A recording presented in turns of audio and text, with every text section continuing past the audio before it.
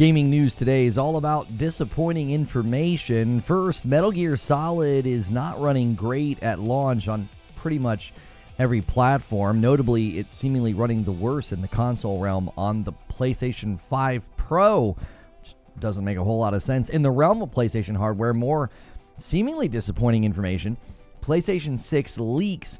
It's looking like PlayStation's going to make a decision that I might call into question given what happened this gen with the Xbox Series S. We'll look at the details and I'll give you my thoughts. First, when it comes to Metal Gear, I honestly hope that I'm wrong about it. Now, in case you missed my feedback on it, up to now, anytime they showed gameplay, I thought it looked pretty dated. It looked stiff.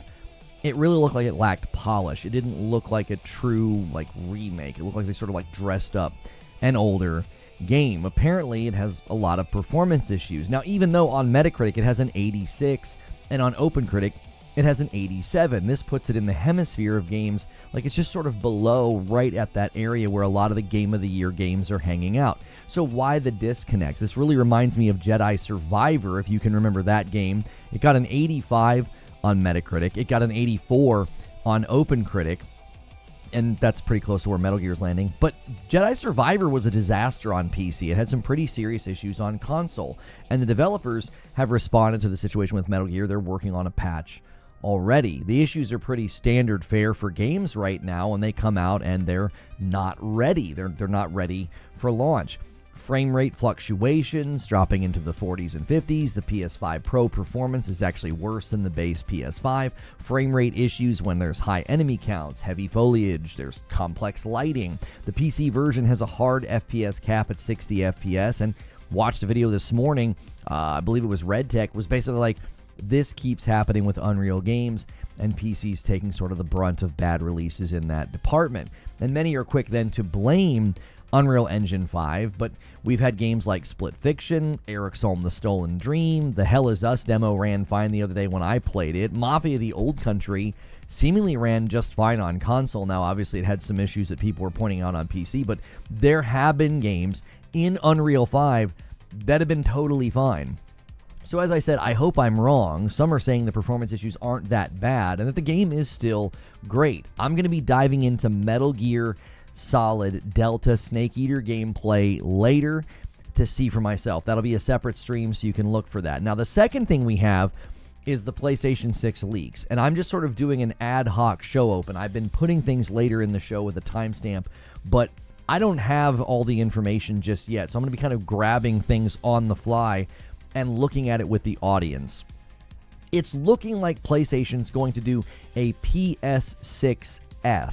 If you remember, the Xbox Series S was sort of hailed as this great, powerful device that was going to be able to run everything basically the same as the Series X, just at lower resolution. That turned out to not be true. So many are questioning, why would PlayStation go into PlayStation 6 Gen with a weaker device? Why would they do that? What possible reason? I actually have an idea and a theory, and it has to do with some of the things I've said recently about PS6 timing. So we are going to take a look at that details and what's going on. We'll see if my theory holds. So that's the show open. Good morning, good afternoon, and good evening. Make sure you guys are going through the ritual, pressing the like button. If you like the content and want to support directly, best way to support directly is with a membership, so consider clicking join. And somebody just gifted a bunch of memberships, so you might get into some extra content. Mike on the Mic is going to kick off the day with a 20 bomb. Han shot first, and so did you, and that's a big one. Hung out with this man. He was in my city, and we went and got dinner, and it was a good time. We had a really, really good time. If you guys are ever in my neck of the woods here in Louisville, Kentucky, let me know. If I feel like we've got enough history and rapport, and you're not going to try to kill me or something, I'll meet you for dinner. And we had a good time. So thank you, sir. That's very, very generous. You guys that continue to gift. The goal this week is you can make my wife and I play Gears of War on a Friday night. We've also decided to add some more incentives. We know some of you guys are disappointed that we got rid of morning coffee. We're now starting the public show earlier. We realized we were doing way too much members content and we weren't doing enough public content for the sub base as well as just the YouTube platform in general. So if you guys hit the goal early on a Thursday, Friday will look quite a bit different. You'll get your morning coffee segment back. We'll just sort of start the day hanging out with you guys, the members. If you can get it to 600, you'll get Green Room on a Friday with the return of Creature. Now, we're not going to talk business and strategy. We're just going to talk. We're just going to hang out and talk to you guys about stuff going on in gaming, stuff going on in the news. I know you guys kind of miss that. And then if you hit 750, I'll throw in a Saturday stream, okay? We're trying to incentivize the member count going up with value for you. And we're not just saying, oh, yeah, just, give us members for the sake of it. It's like, no, we'll actually do unlocks and content and extra stuff for you guys when you go crazy. So get that number going. That is something that we're offering as just another, hopefully you guys see it as another value add. We're trying to do a balancing act here. I've got to make uploads. I got to do live shows. I want to give the members content. I want to do both, but I'm only one person. So help us out with that. If you've got ideas and feedback, let us know. And thank you, Joe Kane, for using your Prime over here on Purple. And a 50 bomb comes in and out of nowhere on Purple from an anonymous gifter. Don't even understand where that came from. We have got to add to the count now. We actually have ourselves a fight underway. It is now 51 to 22 because we got two more coming in. Sneaky Wolf with 27-1 says PlayStation PS6 S. I'll be honest, I don't like the sound of that at all. Anyways, I did the thing, do the thing, boys. And a single gift that comes in from TJ. Boom, boom. Thank you so much. And that is going to add to the count here. Somebody on Purple said, hey, man, if you guys are going to be doing this stuff, man, that is a farty bomb. Oh, Diablo Dark Matter here. Let me fix that for you. If you guys get those little weird things that interrupt the stream on YouTube, let me know. I can pause them. Sometimes I forget to pause them. So thank you so much for that. Guys, as we're celebrating as my son calls it, a farty bomb, thank you for spamming the farty bomb emotes. That's what he calls 50 bombs. Be sure to hit the like button. Try to get us to 100 likes on YouTube. We haven't even been streaming for 10 minutes yet, and people are going crazy. Audio uploads.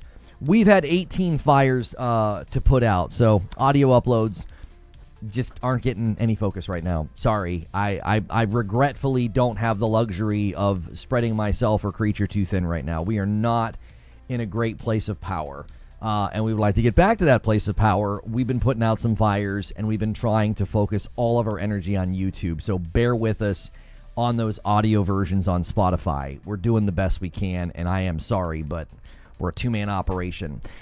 Metal Matt renews for 7 months in a VIP. Says, and a farty bomb from Matt. Thank you so much, Metal Matt. And then a 5 bomb comes in from Arthur. And they're saying, hey, boys, we can't lose here.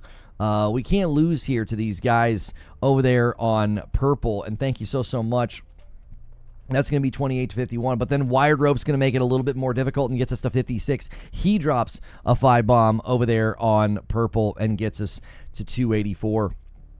Thank you so much. Bit of a back and forth battle today between the platforms, and you got a hype train coming on Purple. Stack that sucker up and get the two check marks. So on the subject of the PS6 S, which is a dadgum mouthful, the PlayStation 6 S, I've got a theory, okay? We're going to look at what exactly is going on here because I was making predictions about the next gen that I think are coming true in a completely different way than I anticipated, all right? If you guys remember, thank you so much, Hex, for coming back in. 45 months. Best I can do right now is keep renewing, but hoping to drop my own gifted bomb soon. You're the frickin' man, Hex. Thank you so much. We're 15 away from the next milestone. Wait a minute. What did we start the day on? That can't be right. Did I not add the 50 bomb? Hang on a minute. Something's wrong. That total can't be correct. I'm not adding properly. We started the day with 250, did we not? I don't think I've properly added everything. I'm looking at the total. I'm like, that doesn't sound right. 271. Hang on. Yeah. I don't think I've added the 50. Thank you, Joker Quinn, for the single gifted. Yeah. I added the 50 to the battle, but not the overall total. That's what I did. Hang on a second. I'm like, you started 271. Yeah, 271 was because of Mike on the Mike's 20 bomb. So I need to take the 285 and I need to bump it to 335. Okay, I was like, yeah, the next milestone. I was like, wait, we should already be at a milestone. I'm sorry. I was so excited for Twitch to pull ahead in the member battle, I forgot to do that. So it's now 30 to 56 because a single gift that came in from Joker Quinn. Thank you so much for doing that, Joker Quinn. And then let me get the member count there to 336. Okay, so if you guys remember, and if you guys are just tuning in, be sure to hit the like button. Be sure to get the like button. Get us to that first 100 likes. It's super, super helpful. The faster we hit that 100 likes, all the gifteds are flying in. We actually have more gifteds on the day than likes, which is absolutely insane. Okay, so what do we got here? All right, great. No,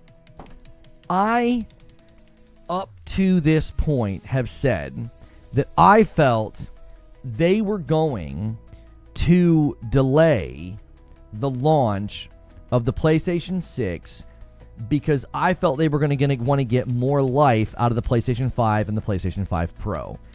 If you're looking at the performance thresholds that you're getting on these games, $10 super chat from my man Mike on the Mic says, good morning, y'all. Doing a cookout this weekend. Y'all come get a plate.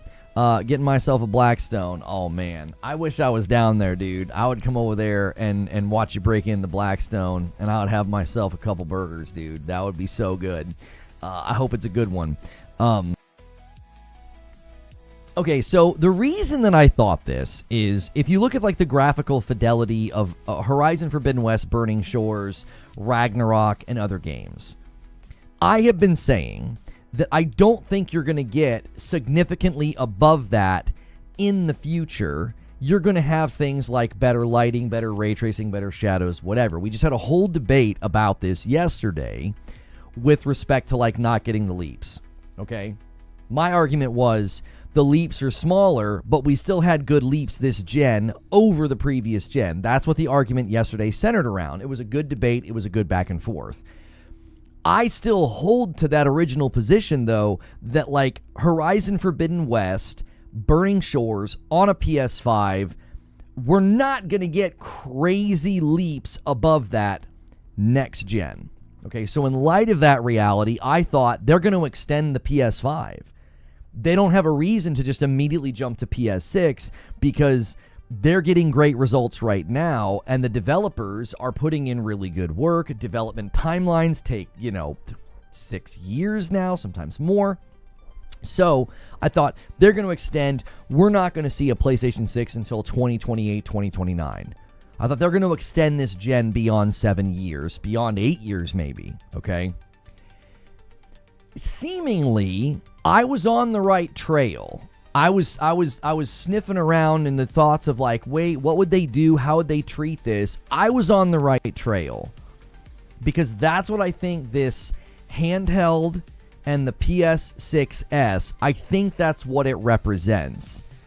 They're not going to feel the need to leave behind the PlayStation 5 nearly as fast as in the past. I don't think they're going to.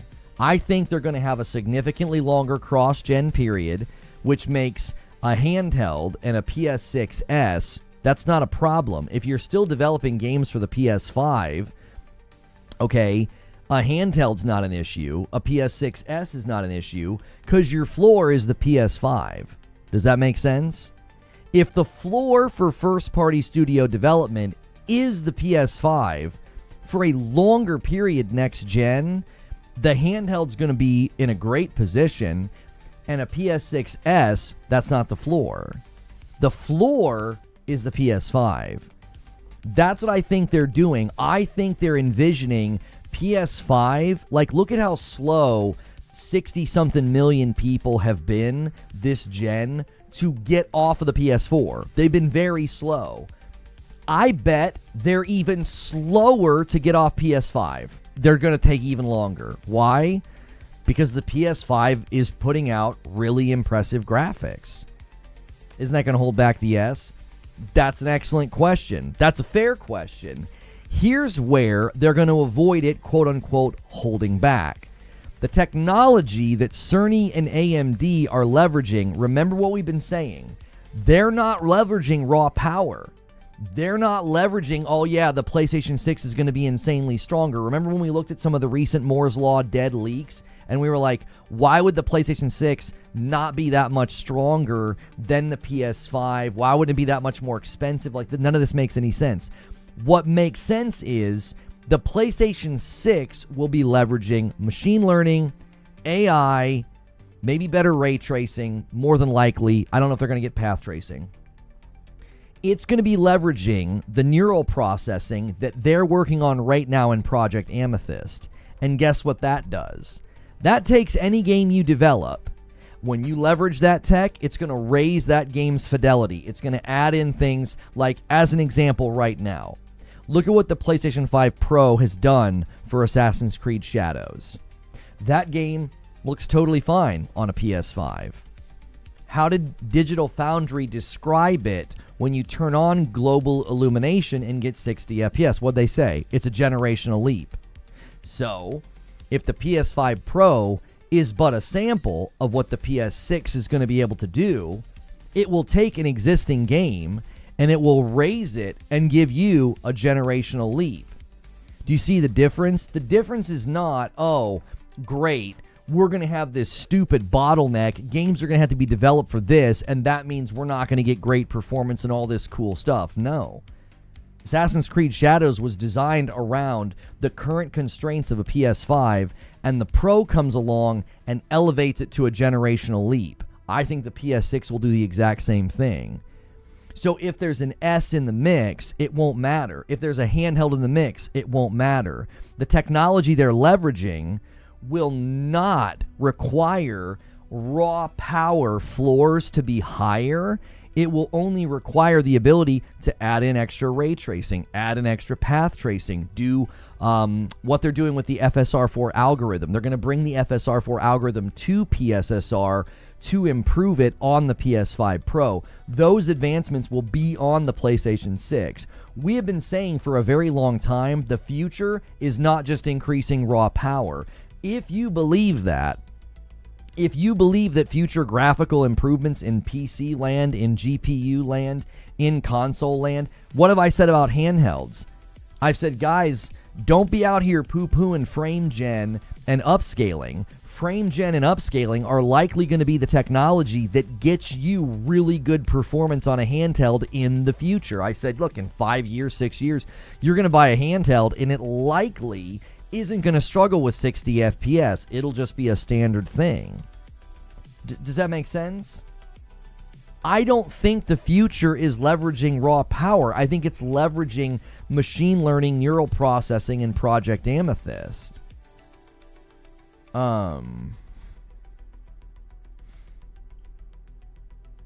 Yes, I'm getting a text message saying, are you referring to a PS6 as a weaker release? As if the PlayStation 6 will have two models. Yes, this is something that Moore's Law just leaked. That there's a PlayStation 6S, there's a PlayStation handheld, and then there's the PlayStation 6 base model. And I'm trying to understand why PlayStation would do that. It's been extremely damaging to Xbox this gen. And I was like, why would PlayStation do this? And I thought, well, I think they're anticipating people staying on the PlayStation 5 for a lot longer. They'll have a longer period of cross-gen. And I also think we have to listen to what Mark Cerny said in that Digital Foundry interview, where he's like, it's not about just increasing the raw numbers anymore. It's about image quality. If a PlayStation 6 can give you incredible image quality, more ray tracing, path tracing, all those bells and whistles, to where the PlayStation 6 is not held back by the fact that, oh, this game is still playable on a PS5. I mean, think about what we got in Assassin's Creed Shadows. It's playable on a PS5, but on a PS5 Pro, it's described as a generational leap. Think about what the PlayStation 6 is going to offer then. Games playable on the PS5 will be a generational leap on the PlayStation 6 because of the technology that they're leveraging. I think we have to completely reframe how we think about all of this because the tech is changing. They are no longer just throwing raw power at you and saying, new console, raw power, ugh, higher resolution. That's not the conversation anymore. I tend to think the S is the dock.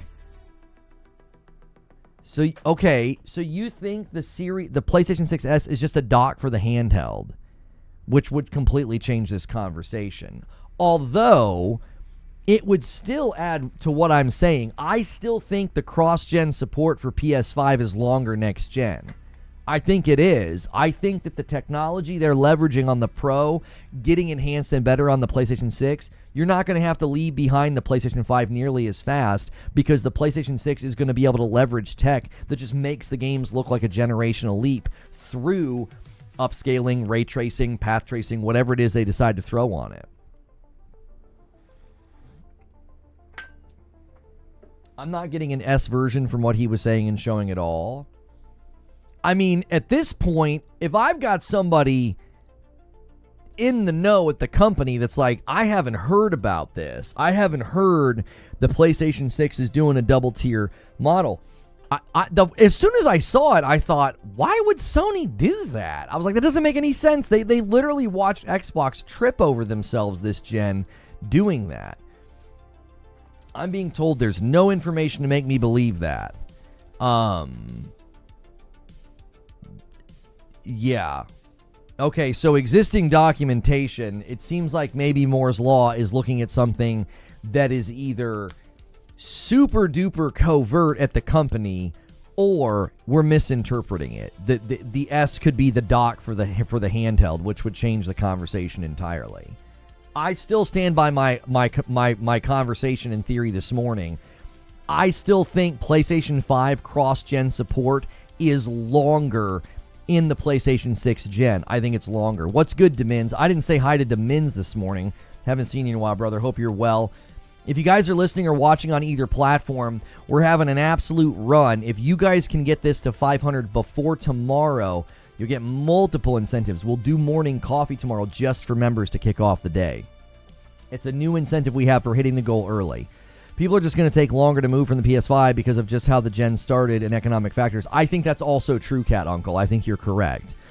I think people are going to stay on the PS5 longer and the PS5 Pro longer. I think they're going to, and I think PlayStation knows they're going to. So I wouldn't be surprised at all if this handheld's not a problem, if the upscaling and all the stuff on the PlayStation 6 is going to be doing the heavy lifting. I don't think you're going to be buying some PlayStation 6 that is this monster powerhouse and you're like, oh my gosh, we're going to be getting native 8K or something like that. That's not the goal of future hardware. I think future hardware is setting its sights on how can we leverage the tech in a way that isn't leaning on raw power, but it's leaning on things like frame gen, upscaling, as well as things like ray tracing to enhance the fidelity and the image quality that the consumer is getting. I don't think they mind the lingering on the PS5 either, but I bet the PS4 lingering is driving them nuts. So GTA 6 is going to help with that significantly. We know this. Future Call of Duty skipping PS4 will also help. I think next year is going to be a big shift for them.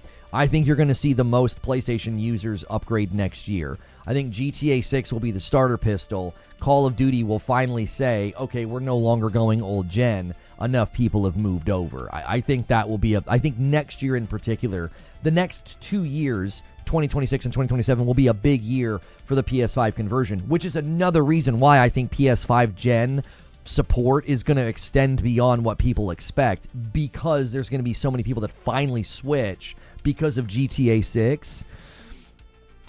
I'm telling you, you're going to see cross-gen support for PS5 last significantly longer. I don't think you're going to get 3 or 4 years into the gen and they're going to be like, yeah, we're not launching games on it anymore.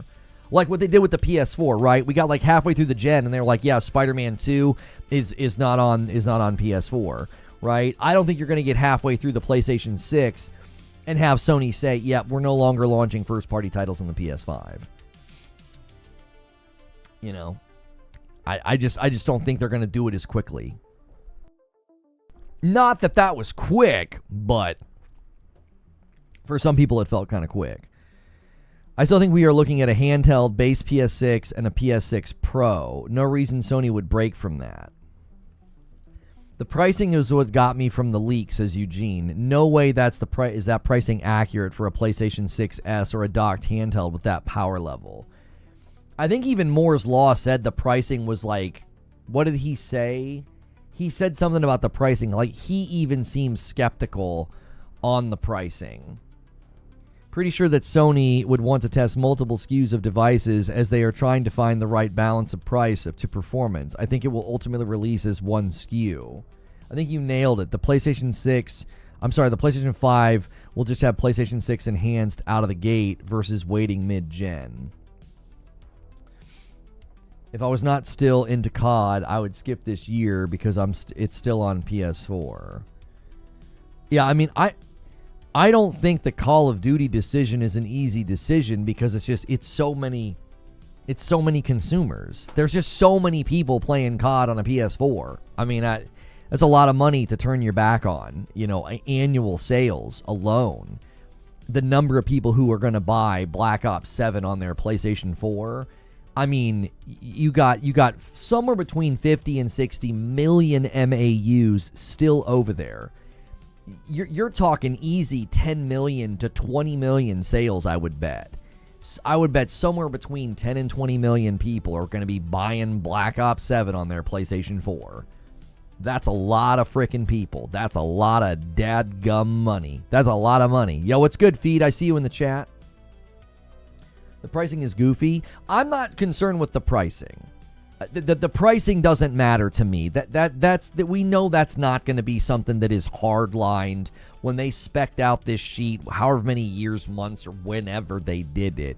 I do not think the pricing is what's important. What's important is, why would they do it? Like, what possible reason could PlayStation have for saying, oh, we're going to do a multi-SKU release? Because as soon as I saw that, I thought, man, that went really poorly for Xbox this gen. I don't think you want to do that. But then I started arguing with myself. I was like, hey, aren't you the guy that said the PlayStation 5 is going to get a longer life, get longer support? Aren't you the guy that said that? Well, if the PlayStation 5 is the floor for more than half of the PlayStation 6 gen, then a two-tier system wouldn't be a problem if your PlayStation 5 is the floor. Especially if you're wanting to do a handheld. If you're wanting to do a handheld and your PlayStation 5 is the floor, the handheld would be the floor, but it doesn't sound like they're going to make the handheld the floor. It sounds like there's going to be like a low power mode that you can try to optimize for. I don't think they're going to task their developers with building for a handheld. That wouldn't make any sense at all, because the handheld's not going to represent the majority in the market as far as their console sales go. They're always going to have way more people buying the console than the handheld. Yo, it's good, ADR Zone. I really hate this idea. I want the PS6 to be the floor. Well, again, Lone Wolf, think right now. The PlayStation 5 is the floor right now. Has that affected what they can do with the Pro?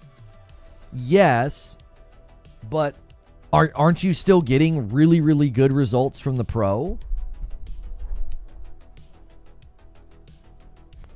Right? Like, I can play games right now on the Pro, and I'm not like, oh man, it's unfortunate they had to build this game for the PS5. Like, when I was playing AC Shadows, I wasn't like... Think of it this way. AC Shadows has to run on a Series S, and look at what you can get on the Pro. But I want better if they can do better. This is where I'm going to continue to say this, leading all the way to the PlayStation 6. We have got to start to think differently about what you define as better.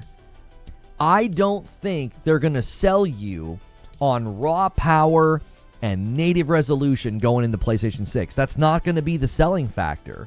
The selling factor is going to be image quality and ray tracing.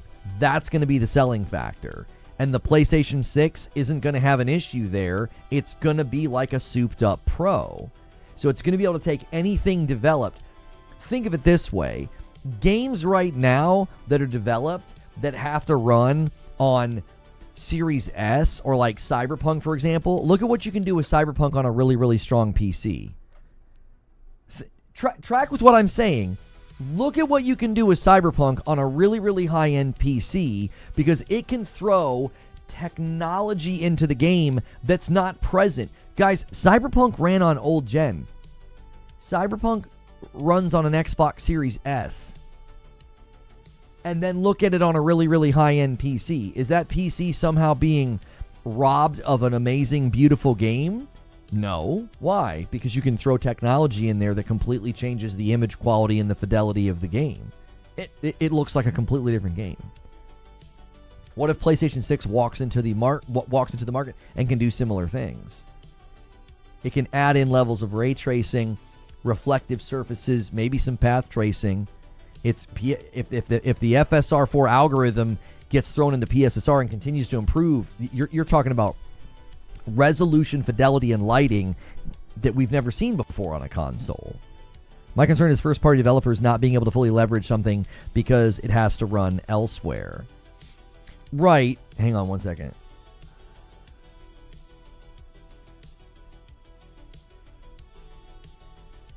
Okay.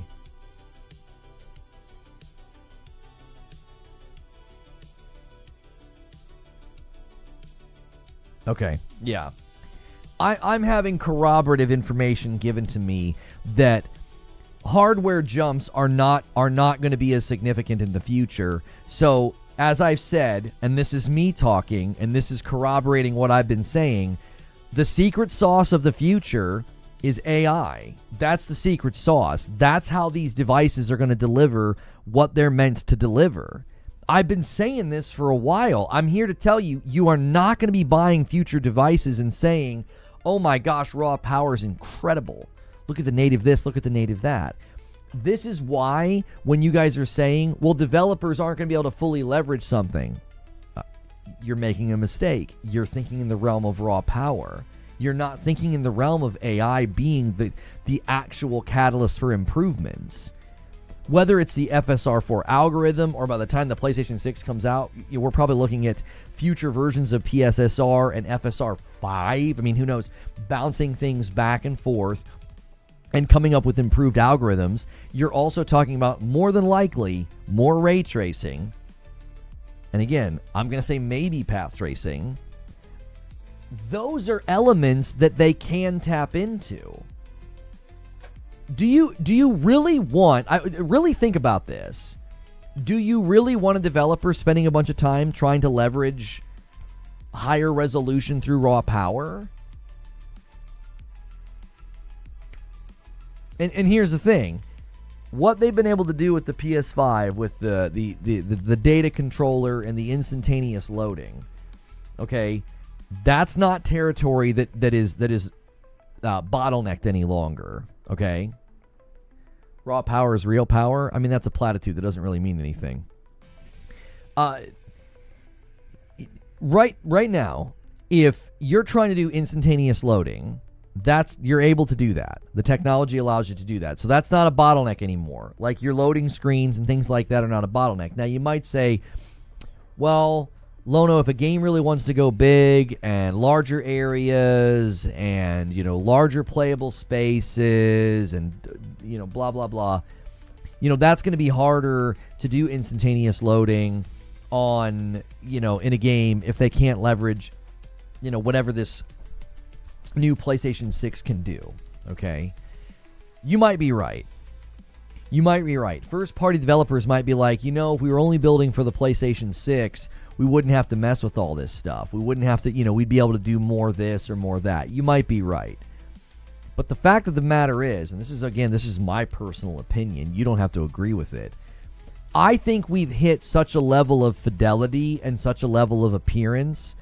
I think what matters more in the future is innovation within like mechanics, innovation within the gameplay itself, going into new territory. Games like Returnal, like that is a super creative, innovative game. A game like Returnal doesn't necessarily need to tap into massive amounts of raw power. It just needs to be a creative idea, a really, really polished third-person action, bullet hell rogue, right?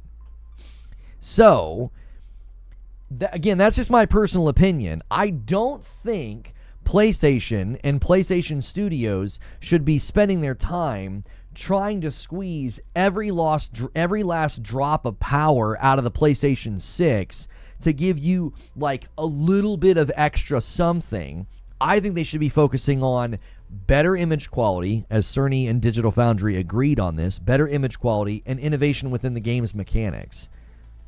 Like, if I'm playing games on the PlayStation 6 that look noticeably better than Burning Shores, but it's not like this gigantic chasm, but the lighting's better, reflective surfaces are better, you know, shadows, shading, things like that.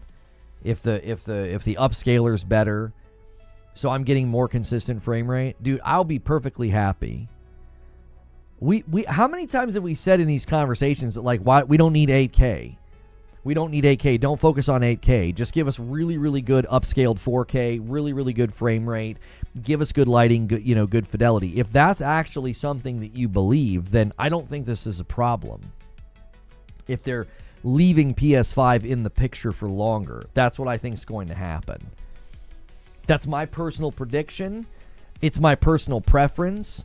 It's also my belief, just sort of pragmatically, that I don't think developers should be, hurtling themselves at like raw power as like, well, that's what really matters.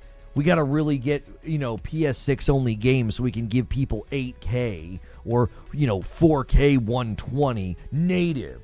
We need to give them native 4K 120. I don't think that's what's important.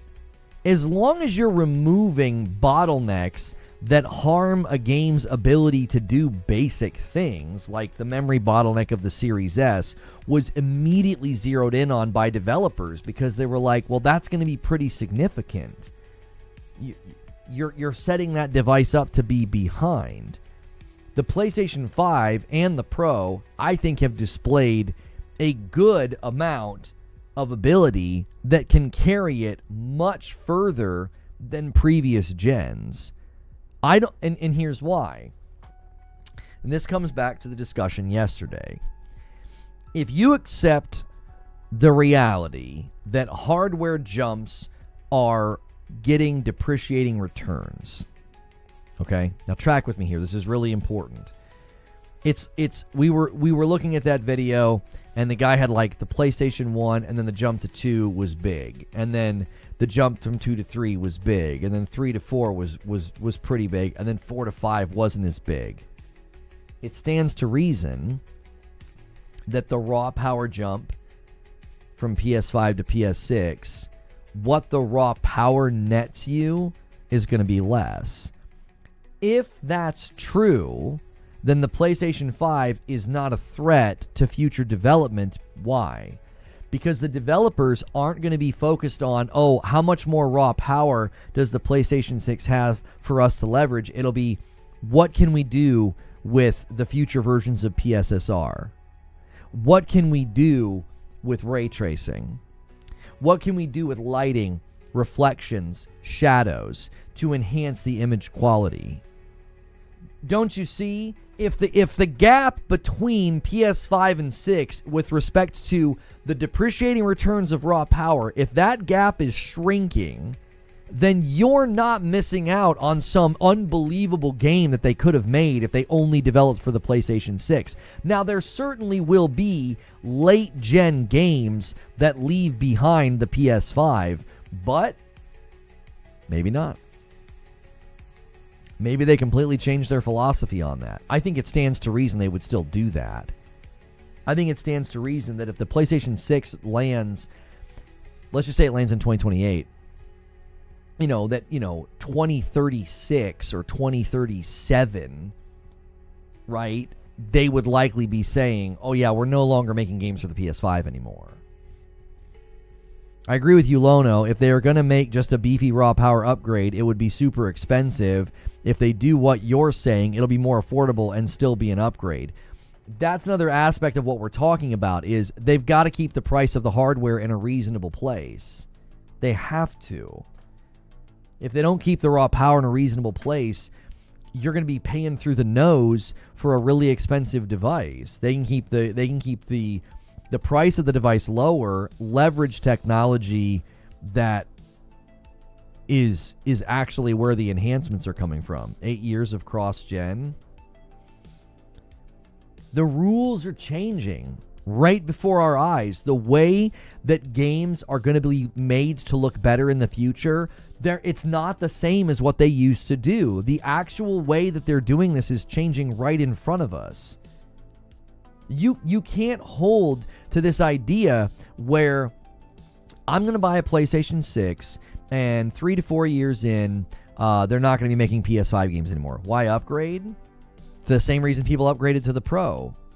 You want the better stuff. You're going to upgrade to a PS6 because it's going to be leveraging technology that the PlayStation 5 doesn't have. It's going to be leveraging elements of ray tracing. It's going to be leveraging elements of upscaling. It's going to be leveraging stronger hardware. The hardware will be stronger. That's not going to be the focus. It isn't.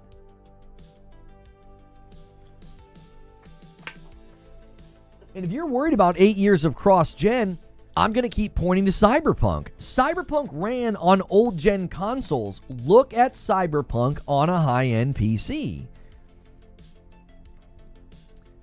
Why is it that Cyberpunk looks so good on a high-end PC? Make the argument.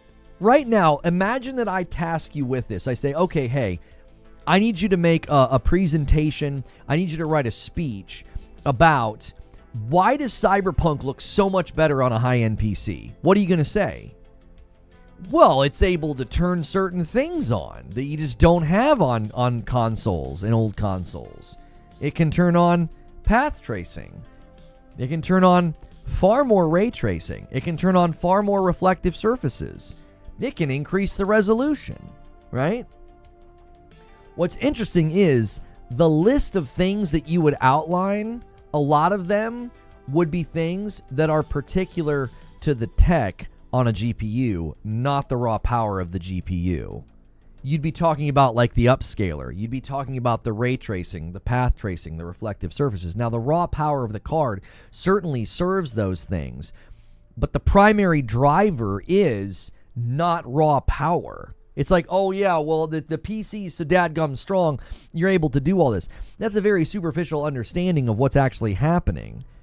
If you look at the PlayStation 5 Pro versus the PS5, and you're like, why does AC Shadows look so much better on the Pro? No one's going to argue raw power. They're going to say, well, what they do is they turn on RTGI, and that basically makes the entire game look better. And then because they're getting a lot of headroom with the PSSR upscaler, they're able to give you 60 FPS because the game's not as demanding to run. Okay, so you're not arguing raw power. This was one of the quick things that people ran to when they were claiming that the PS5 Pro was a joke. They were like, well, it's going to be CPU bottlenecked. It's not an upgrade. It's a scam. They were looking at what?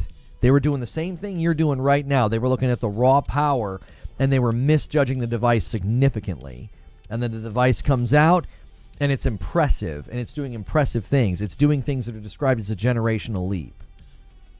I don't think first-party devs should develop for that many SKUs. That's a bunch of different versions they have to maintain.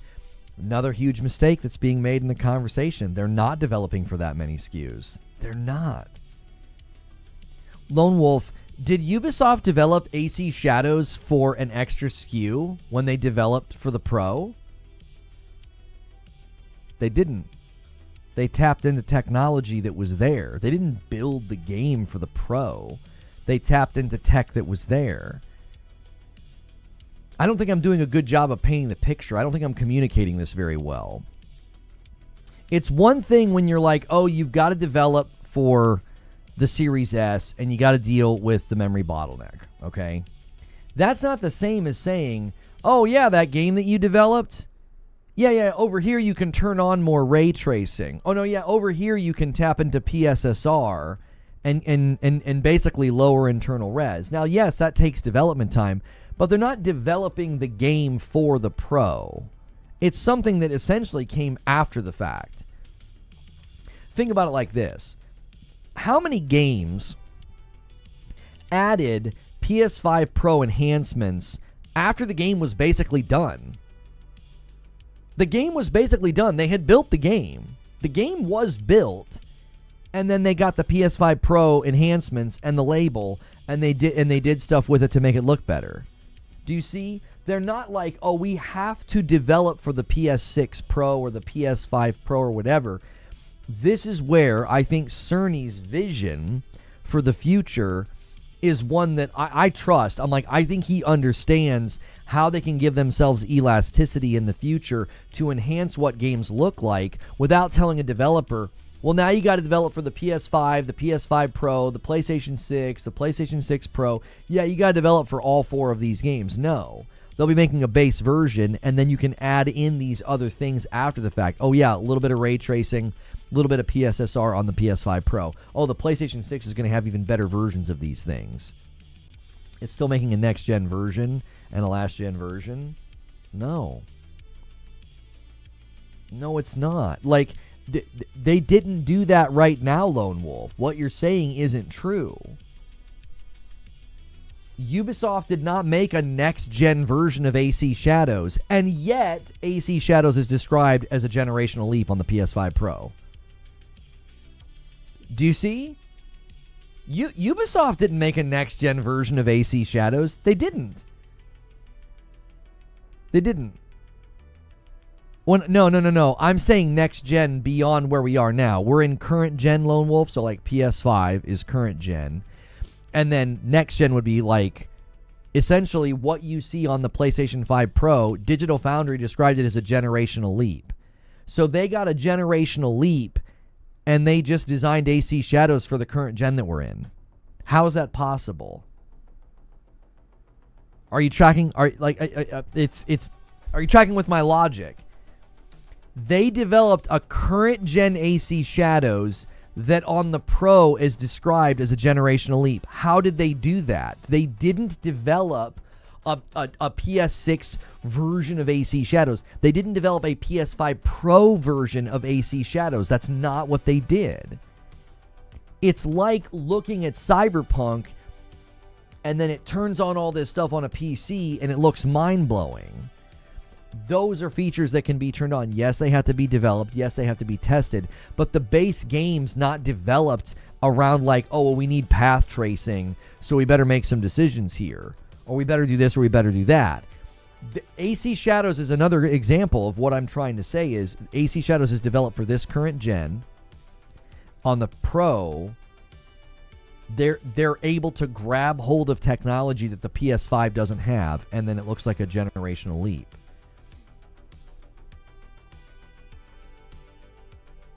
You are reaching in a territory you don't own? Make an argument. If I'm wrong, make an argument. You're just stating that I'm wrong. Wrong about what? I've said a lot this morning. I don't know what you're even zeroing in on. I thought I missed something. I didn't. Okay. So you're saying PSSR is a software switch to bring upscale. That's basically what it is, yes. I get what you're saying. I still dislike the base version being the PS5.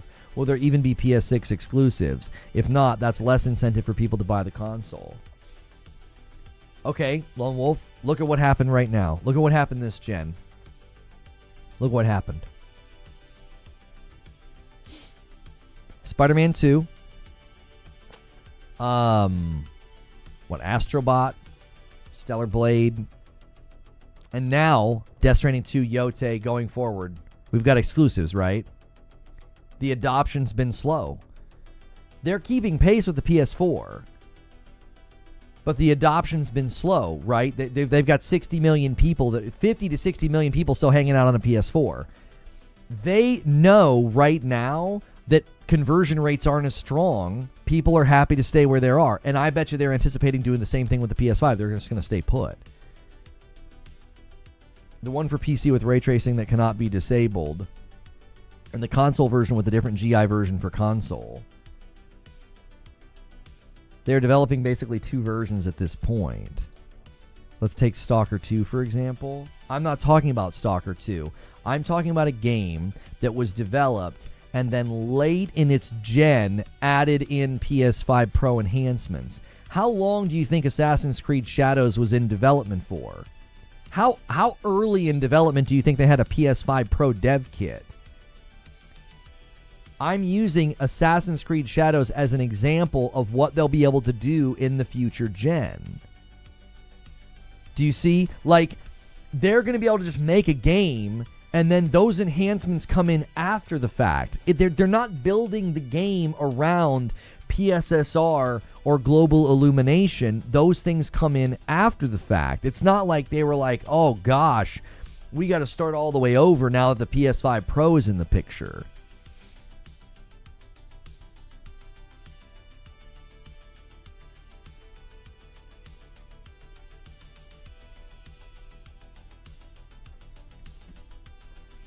Some games don't take advantage of the Pro hardware. Sure, that's true.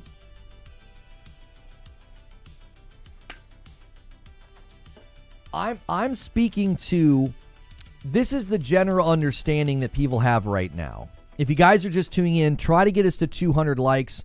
We're almost there. We're almost an hour into the broadcast. Try to get us to 200 likes. I am going to be playing Metal Gear. The PlayStation Leaks kind of broke, and it's kind of taken over the conversation. We will be playing Metal Gear later. If you're looking for the Metal Gear Solid Delta Snake Eater gameplay, that will be on the channel, momentarily. We're not getting any results from search anyway. I don't think anybody freaking cares about that dadgum game at this point. I mean, they care, but I don't think they're looking for like news about it. I think they're looking for gameplay streams. They're not looking for somebody talking about it. So we don't have to talk Metal Gear. We'll play Metal Gear later. I think people are far more interested, as evidenced by our discussion, in discussing the PS6 leaks, right? I think there's a fundamental flaw in thinking that future hardware jumps and future hardware standards are going to play by the same rules that we did in the past. Does that make sense? Like Cyberpunk, they started with PC in mind, and when they had to scale down, it was kind of hard to do it. But I like your version of future more, to be fair. Right.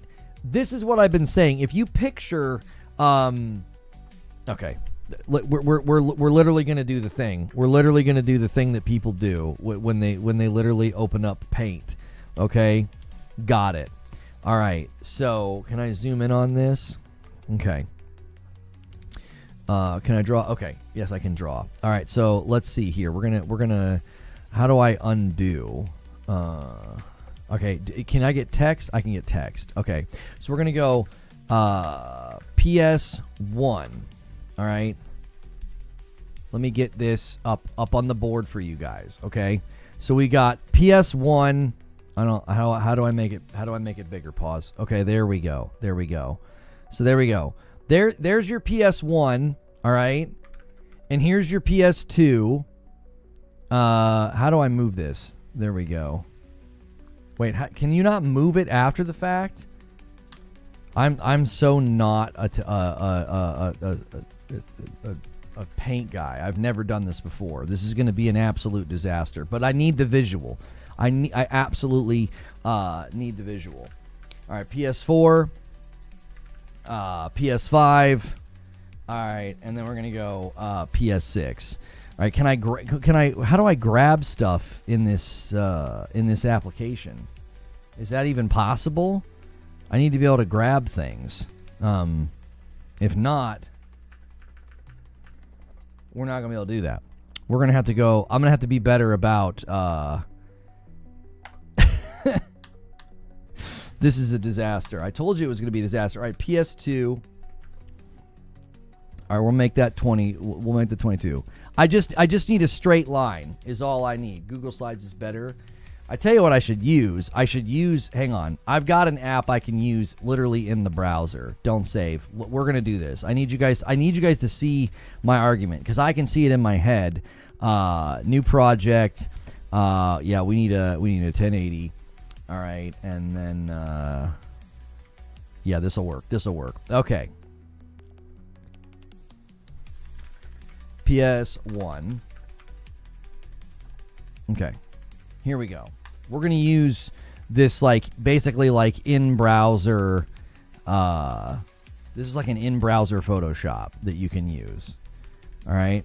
Okay, so there's PS1. All right, so we're going to put PS1 here, and then we're just going to duplicate the layer, and then we're going to drag over, and then we're going to change this to PS2. All right, and then we're going to do the same thing. We're going to duplicate these layers, and then we're just going to drag them over. I don't know why it's not letting me drag them over with the. There we go. Okay. So, and then we're going to change this to 3, and then we're going to change this one to PS4, okay? Because we need, I'm telling you, we need the visual. If you don't have the visual, this isn't going to make any sense what I'm arguing. Okay. We're getting there. My argument is based on the leaps that we've been getting combined with the leaps that we will be getting in the future. Okay? So I need a brush. All right. So PS1, all right, was here. No. We need a new layer. I'm trying to draw on a text layer and it won't let me. So PS1's here. Okay? All right, I'll turn them off. What are all those ads? This is an in-browser Photoshop. Just ignore the ads. All right, just ignore the ads here. I'll take my cap card. Let's just drag the ads out of the frame. There we go. That's pesky and annoying, isn't it? All right, there we go.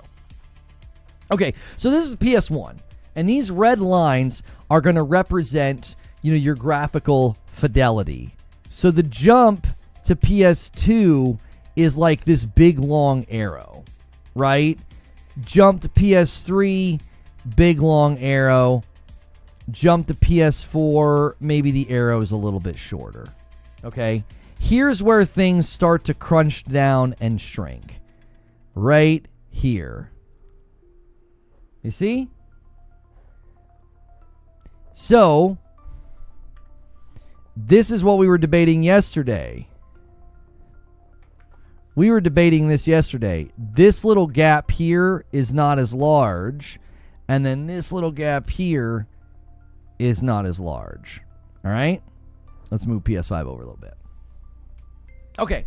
So now you can see, in my mind, this is what I was picturing. Like, it's almost like an accordion that's shrinking. All right? What you're concerned with is if you're fixating right here, I got to go to my paint layer, right? You're fixating right here like we're still back here. You're fighting for what you think. You think it's going to be this big, giant, you guys want dark mode, your eyes? Oh my gosh, you guys are babies. I don't think we can do this. Let's see if we can do this. You bunch of crybabies. Good golly. My eyeball. Shut the frick up. All right, so anyway. You're fighting for this arrow back here is what you're fighting for. And what you're really getting is this. Okay?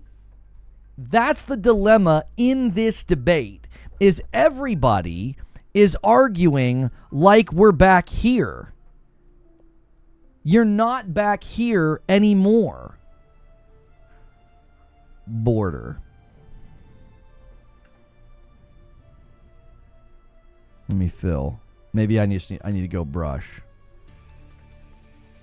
Yeah, can I fill this in? It should let me. It didn't let me. Here, we'll just do it like oh no, it's because I'm using black. Here we go. Right here is what you think you're fighting for. So you're saying, oh, the devs are going to be held back. They're not going to be able to tap into all this new power. They're not going to be able to do all this new stuff. you're actually up here. You're no longer in a context where you're arguing for like these massive leaps in the game that you're being robbed of. Now, what you are getting is PS5 to Pro is a jump. That's a jump. You get things like global illumination. You get things like your frame rate doubled even though you turned on the quality mode. Even though you turned on the ray tracing, you're getting double the frame. So, you're not being robbed of some implementation of some amazing power threshold or some amazing performance threshold because developers are still developing for the PS5. Imagine if you were buying a PlayStation 2 and like they were still making PlayStation games playable on the PlayStation 1. It would have significantly held back. It would have significantly held back your development. It would have significantly hampered things. Same thing with the PS3. If they were building things for the PS2 instead of building for the PS3, this big huge gap right here in between them would have been significantly harming. My point is if when they're building games for the PlayStation 6, if they're building for PS5 as a base, the gap between them isn't that big. So the quote-unquote holding back threshold is not as significant. I can prove it to you with Horizon Forbidden West. I can prove it to you. Horizon Forbidden West was developed for the PS4. The gap between PS4 and PS5 is not as big as previous gens. So, Horizon Forbidden West looks fantastic on both devices, but when you play it on PS5, you get cinematic lighting, you get double the frame rate, and then you get Burning Shores. Now, obviously, Burning Shores really flexes the muscle of the PS5, but if we're honest, Burning Shores is not blowing away the rest of Horizon Forbidden West. The rest of Horizon Forbidden West looks perfectly fine. It looks great. It's not like you suddenly go play Burning Shores and the rest of the game looks like crap. That's a demonstration of what I'm talking about. Like, you're not actually arguing for this leap anymore. You're arguing for a much smaller leap. What you really get when you buy a Pro is the ray tracing and the upscaling. That's what you get. That's what you're really purchasing. You're not purchasing a Pro for raw power jump. You're not. Has anybody who bought the Pro felt like they got like, oh man, this is such a ripoff? I mean, obviously if they're grifting on the internet and call it a scam and don't make videos of, these alleged $700 PCs where they can, blow it out of the water like they all said they could. Nobody did that. So if you're not a grifter, but the people who actually purchase it, did anybody purchase it and feel like, yeah, what a ripoff? I'm getting double the frame rate in ray tracing modes and quality modes. This thing is a piece of crap. No, they're like, this is amazing. This is great. You didn't buy a big massive power jump. You didn't. You didn't buy some insane power upgrade. One of the reasons people have been able to run that narrative is they only argue the raw power. They don't look at the actual results. Because if they looked at the actual results, they'd be seen for what they are. They're being disingenuous. They're being dishonest. Enabling ray tracing significantly reduces gaming performance by lowering the FPS in most cases. That's not really a factor anymore when you have a modern GPU or a PS5 Pro. That's not really a factor. It runs the ray tracing just fine. The PlayStation 6 is going to be the same thing.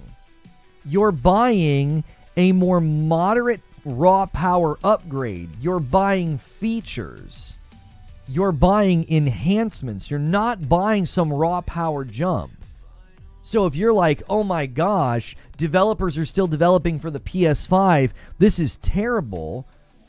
Well, I don't think that I got terrible results on my Pro in games that were developed for the PS5. I think they look fantastic. Death Stranding 2 looks incredible. I can't wait to play Yote.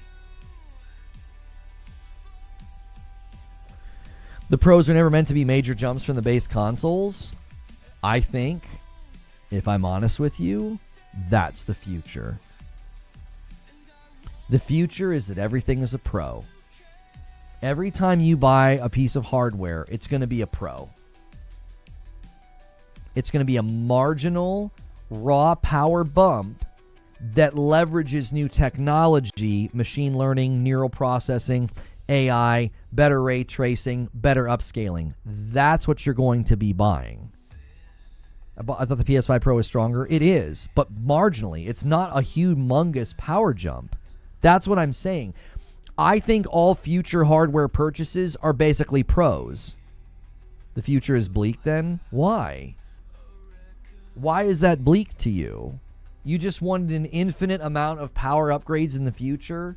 4K, then 8K, then 16K? That's what you wanted? Like, you don't think we're basically in a threshold of, like, acceptable fidelity, and what really matters now is game innovation, game quality, like really, really good and fun gameplay, really good and compelling stories? Isn't that what fundamentally matters? I mean, how many people said, I don't play frames, I play games? How many freaking dumb times do we have to hear that idiotic platitude?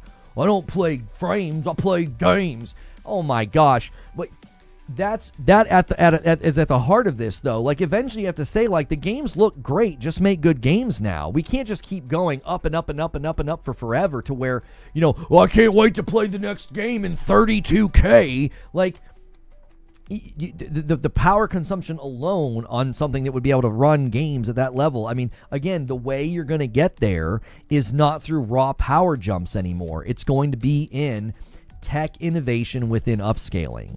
Image quality is going to be improved by things like ray tracing and path tracing. That's where we are. You're standing on the precipice of a hinge, technology's turning on, and you're like, yeah, but I want to do this. I want to do this. I want this big power jump here. That's what I want.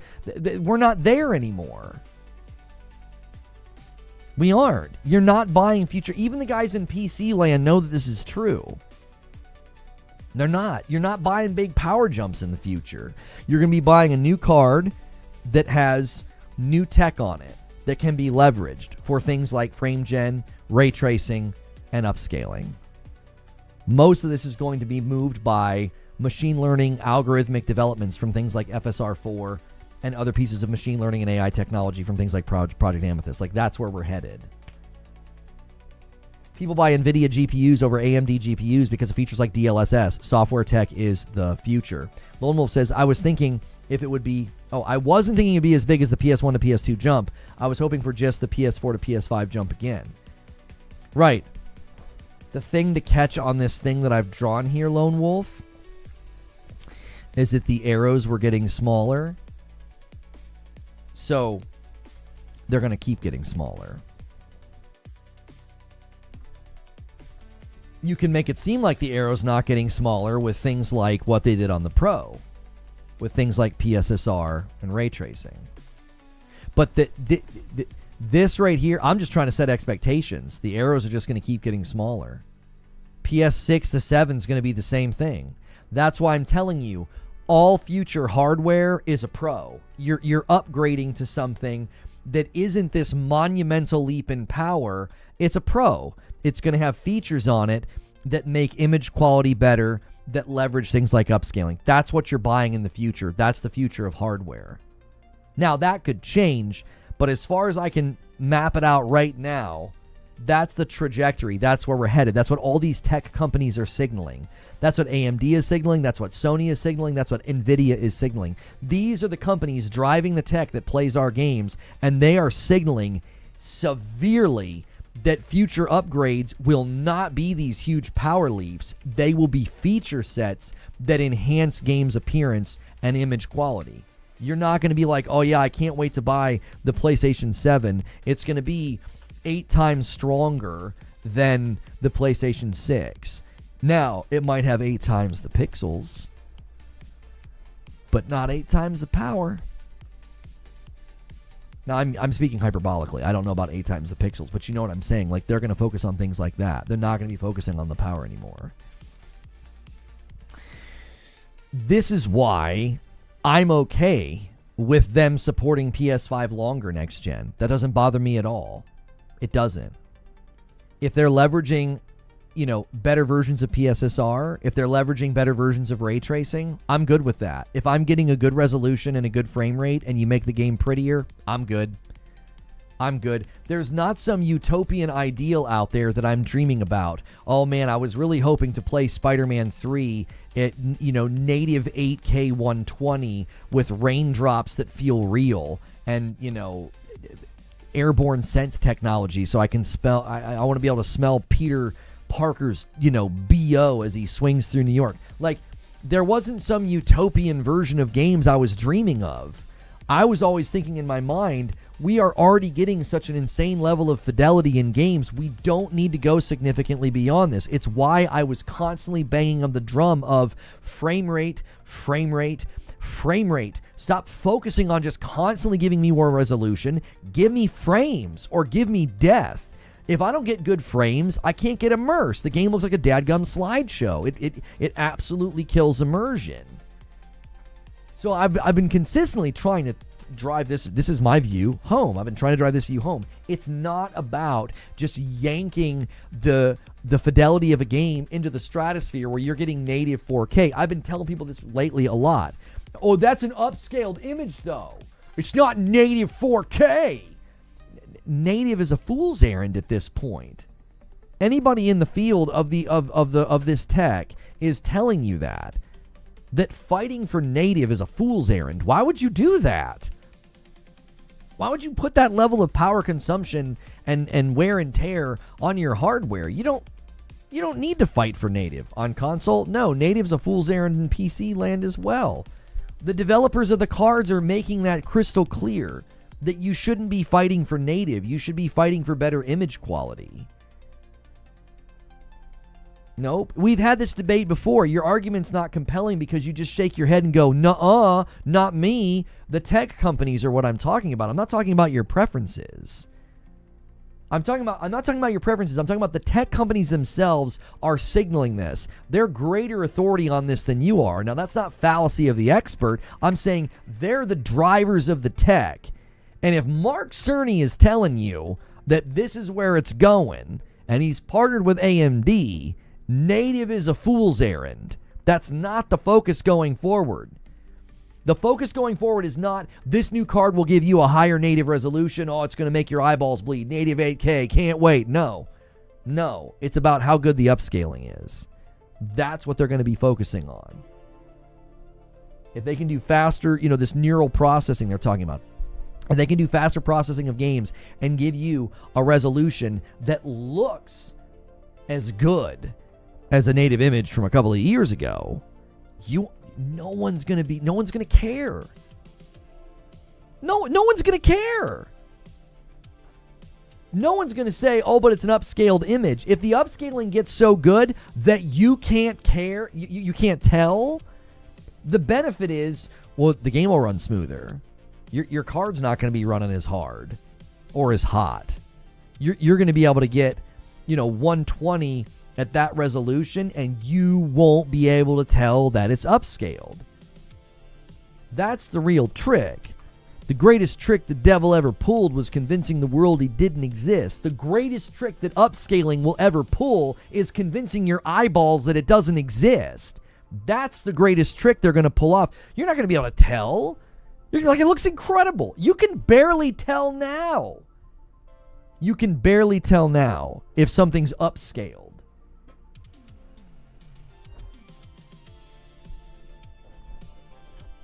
Right? The average person, you show them an upscaled image versus a native image in motion, like the person's actually moving around and playing the game, they're going to be like, I can't tell the difference. Now, on a still image, you zoom in and look at things in a particular way and you know what you're looking for. Well, yeah, you'd be able to tell. You can easily tell if it's upscale right now. I don't think the average person can tell. No. You set them on a couch, have them run around a game at native, and then have them run around a game at upscale. And they're going to be like, it didn't look any different to me. You've got to know exactly what to look for. You got to know exactly where to look for it, because it's not always that obvious. It depends on the game. In some games, you're not going to be able to tell. You're like, it looks incredible to me. I don't know. What am I looking for? What do you expect me to see here? Homie, I watch trailers with people, and they'll say, yeah, that doesn't look any better than the previous gen. That doesn't look any better than the last game. And they can't tell.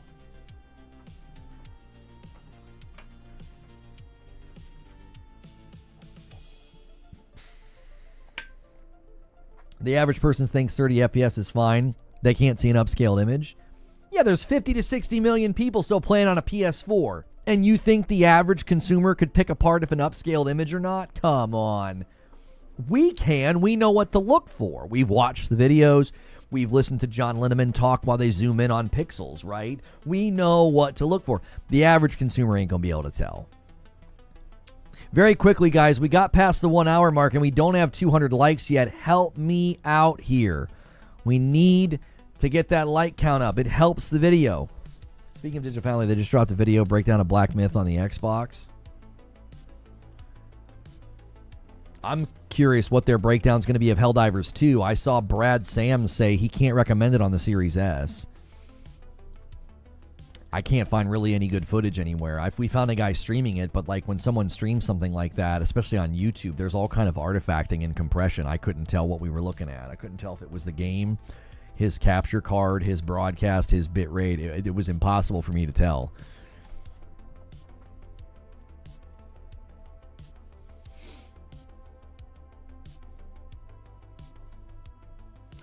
The same way we reach peak CPU speeds in megahertz, now they focus on more cores. Series S version looks like the OG Switch. Seriously? Oh, come on. It doesn't look that bad.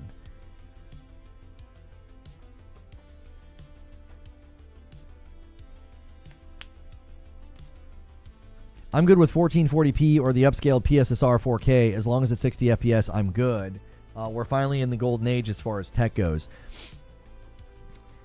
Let me explain why those holding to, if you're still wanting this box over here, right, in the green. Let me see if I can go back. Can I go back multiple times? Yeah, let me go back. Let me change the brush color. So let me go, we'll go green, and then we'll go teal, okay? If you're wanting to go back to the bigger leaps inside the green box, and you're not happy about the teal box, you don't want to, you prefer, you know, these big huge updates that we got from PS1 to PS2, right? I think you're just going to be a continued group that shrinks and shrinks and shrinks, because I think, again, when there's, you know, 80 to 90 million people buying, you know, the PS5, and then you're going to see a similar batch of people buying the PS6, I think most of those people are completely unaware of these things. You know? Helldivers 2 isn't in the Xbox top 50. Just going to go back to a comment I made yesterday. Is it finally showing up, though, Eugene? I can't even get it to show up. I can't even get it to show up. Is this most played?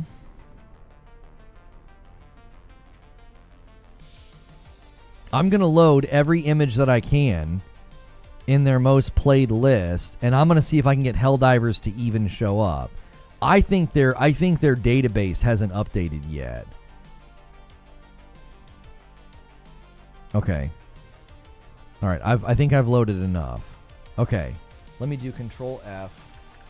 Okay.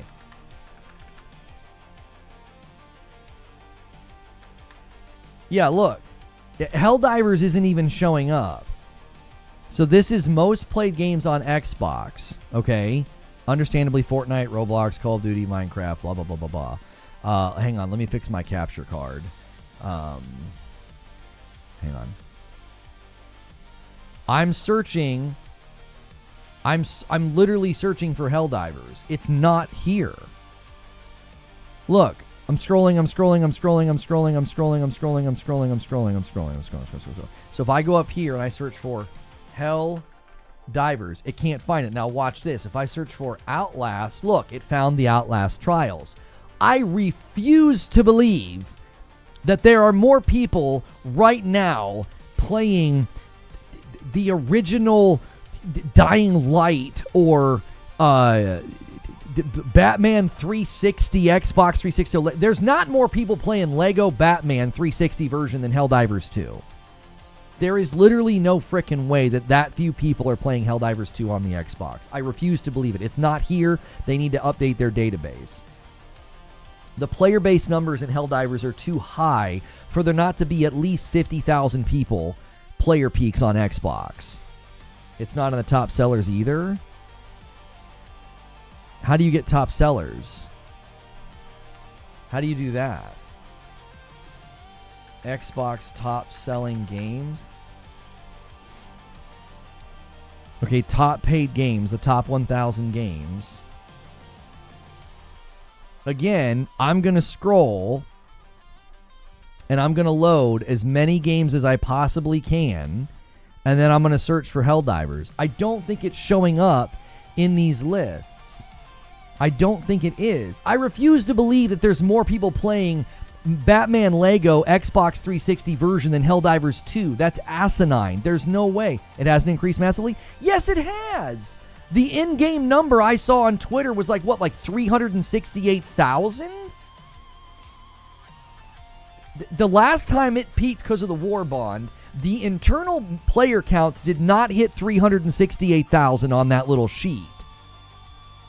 It didn't. It reached 500,000? No. I'm not talking about the launch of the game. Where people were sitting in a queue and the player number was insane, right? I'm not talking about that. I'm talking about internally, when the last war bond released, they did not internally, if you pulled up the map, hit 368,000. We're talking about the last war bond. Democracy of Freedom or whatever. I forget what it was called. Yeah, look. Top paid games. Helldivers is not showing up. It's not showing up. I'm searching for Helldivers. Now, look. I'm going to scroll all the way to the bottom. You literally expect me to believe that right now more people have purchased Deus Ex Xbox 360 version than Helldivers 2? Get the frick out of here. It's not been updated in the database. It hasn't been. People are not going into the Xbox store and buying the 360 version of Modern Warfare 2 or Achilles Survivor or Kill the Brick Man. Although that game did look pretty cool, and at $5 maybe. Gears of War 4. Gears of War 4 is on Game Pass. I don't think more people are buying this than Helldivers right now. I don't think the database is updating. We've been in this situation before. Palworld was exploding, and I could never find Palworld on the most played list. It never showed up. It took forever to show up. It's a database thing. If you're going to go to Xbox's most played website and Xbox's most purchased website, right? I do not think those databases update. The recent peak was 500,000. Wait, so they hit 500,000 this week internally? Hang on. Or is this an older video? 14 hours ago, Lieutenant Buzz Lightyear, we like Lieutenant Buzz Lightyear here, he's saying internally, right? Helldivers 2 player count, 500,000. Come on, dudes. The Xbox boys are buying and playing the game. They have to be. The peak on Steam is only like 160 something thousand. There's another 300 some odd thousand people coming from somewhere. A chunk are probably on PlayStation, and a chunk are on Xbox. I'm here to tell you, and I told you that game would do well over there. I said it'll sell. It went viral. That's a knock-around co-op game. That platform has a history in multiplayer. For the longest time, a lot of people always said Xbox is the multiplayer platform, PlayStation is the single-player platform. I'm here to tell you, if they're hitting 500,000 internal players, and that's a peak, and the peak on Steam was like 160,000, brothers, there's 300 some odd thousand people coming from somewhere.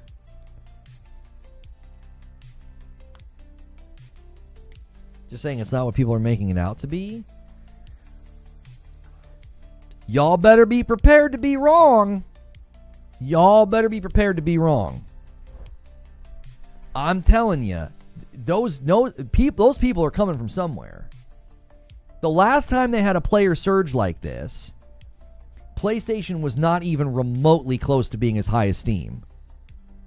The last time they had a war bond and a player surge, it was like a 70-30 split. It was like 70% of the number was Steam and 30% was PlayStation. The PlayStation audience fell off from Helldivers a lot faster than the PC audience. They did. I think the PC community has a more communal feel. I think the way they rallied at the PSN login thing gave them a sense of camaraderie. I think the PC audience rallies to Helldivers significantly more than PlayStation. It's a massive update. Okay, you ready? I came prepared. It's a big update? That's interesting. So, what was the peak that impressed everybody recently? What was it? What was it? Don't back out now. Stay in the ring. My smirk should be worrying to you. What was the peak the last time they did a big update? What was it? Do you know what it was in game? Do you? I do. Right here on Steam, 167. This is a really big update, guys. It's a really big update. Yeah, players are surging back. Yeah, you know what happened? Back in April and May, same thing. Same number of people surged on Steam. Where are the rest of these players coming from, boys? Huh? Where are the rest of these players coming from? If they hit 500,000 internal, the last time they did a big update, they hit 160. They do a huge update, and you're saying, oh, that's why the player numbers are surging. Steam's not any higher than last time. Like I said, I came prepared. Is that 500K number even accurate? It's from them. It's from Arrowhead.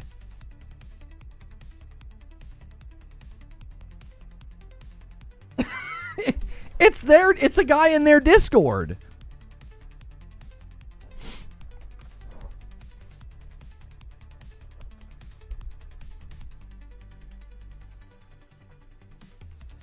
The post Tuesday was 350.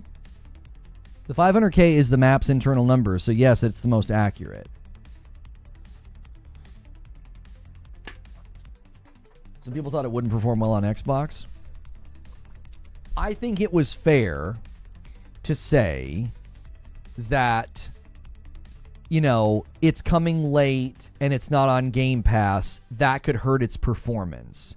There were people that said that. I think that's a fair prediction to make. I don't think anybody's being a hater when they say it's coming late. We know when games go late, they don't do as well. We also know it's not on Game Pass.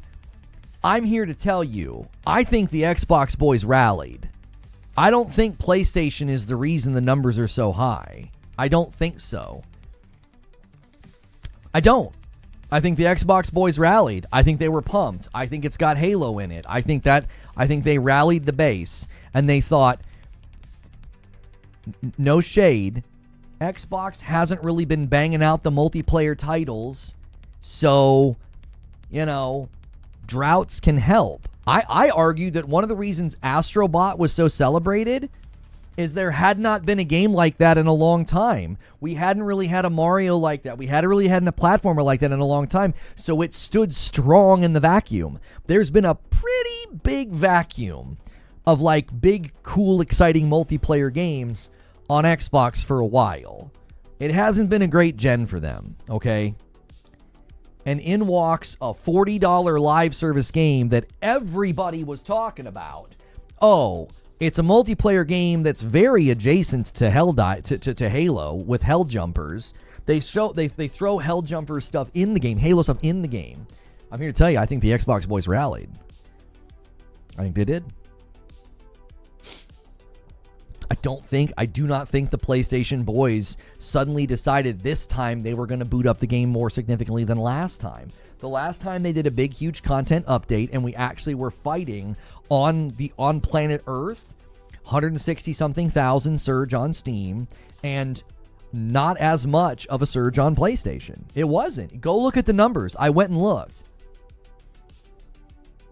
I think the last time they did a big update, the peak was like 200,000. That means only about 40 or 50,000 people were booting it up on PlayStation the last time there was a big update, and 3 times as many people booted up on PC. PC has been a larger portion of the audience since launch. It has been.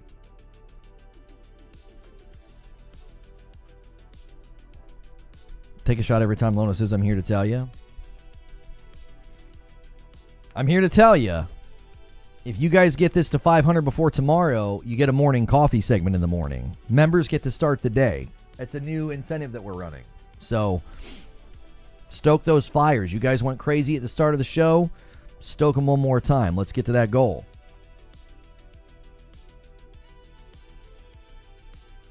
Is Gears doing good on PlayStation?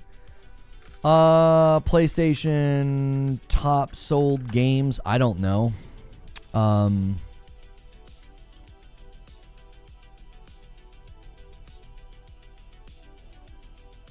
Hang on. What's it called? Bestsellers?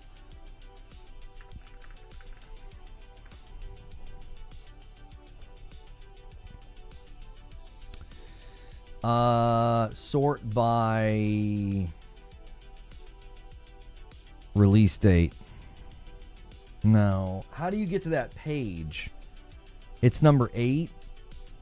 Joker Quinn's gonna poke the line.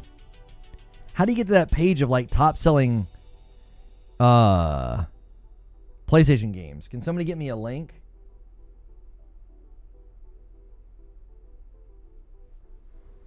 We got some single gifteds coming in from Joker Quinn and Dark Taco. They're poking the line, boys. 338. Thank you so much. 32 to 56. You guys are letting Purple win. An anonymous gifter went crazy over there. Yo, what's good, Snow? Is that it? Hang on. I think Tycho's got it. Yeah. I would say Gears is doing pretty well on PlayStation if it's hanging out with Marvel Rivals, Gears of War, Helldivers 2, and Metal Gear. I would say this is pretty good company to keep. Like, obviously, these ones at the top are going to be almost impossible to get above. Sports games, Fortnite, Call of Duty, sports games, Roblox, sports games, okay? So the minute you're out of, like, Call of Duty sports game land, I mean, Gears of War, Helldivers, Metal Gear, I think these are all in a great position. So I would say Gears of War is doing well on PlayStation. This is very good positioning. So, to me, I think that a lot of I had concerns that Helldivers 2 would struggle. I was like, you're going to send it over there to Xbox. It's not a large player base comparatively, and if you don't put it on Game Pass, they could reject it. I'm here to tell you, Joker Quinn, it's pulling over there. It's pulling.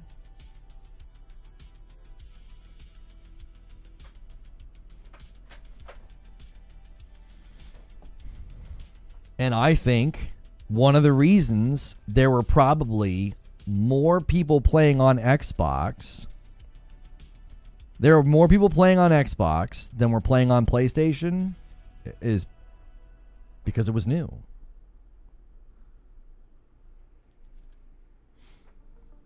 I think Xbox isn't boosting Helldivers. It's not even in the new release lists. Yeah, it's something weird with the database. They did the same thing with Palworld, Fuzzy. Remember? We couldn't find Palworld anywhere. I was like, what is going on? Like, it's going crazy. The guys from Palworld were on Twitter singing the praises of the player count and how well the game was doing. And then you went to, like, the Xbox pages of, like, top sellers, top played, and, like, Palworld was nowhere to be seen. I don't know why that happens. I don't know why they don't update. Like, Metal Gear is there, and it launched today. I don't know why. Helldivers launched 2 days ago, and it's not showing up on those pages. I don't know. I don't know what's going on. You know? No idea why we're not seeing them.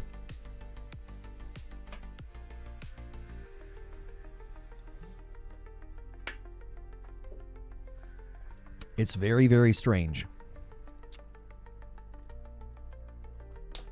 But I think when the sales numbers come out, it will look impressive over there. I think it will. I think it's going to be a top-selling game for Xbox. I think Helldivers will chart overall. I think it will be one of the charting games this month overall, because I think there's probably a surge of people. I mean, look, we just looked over here.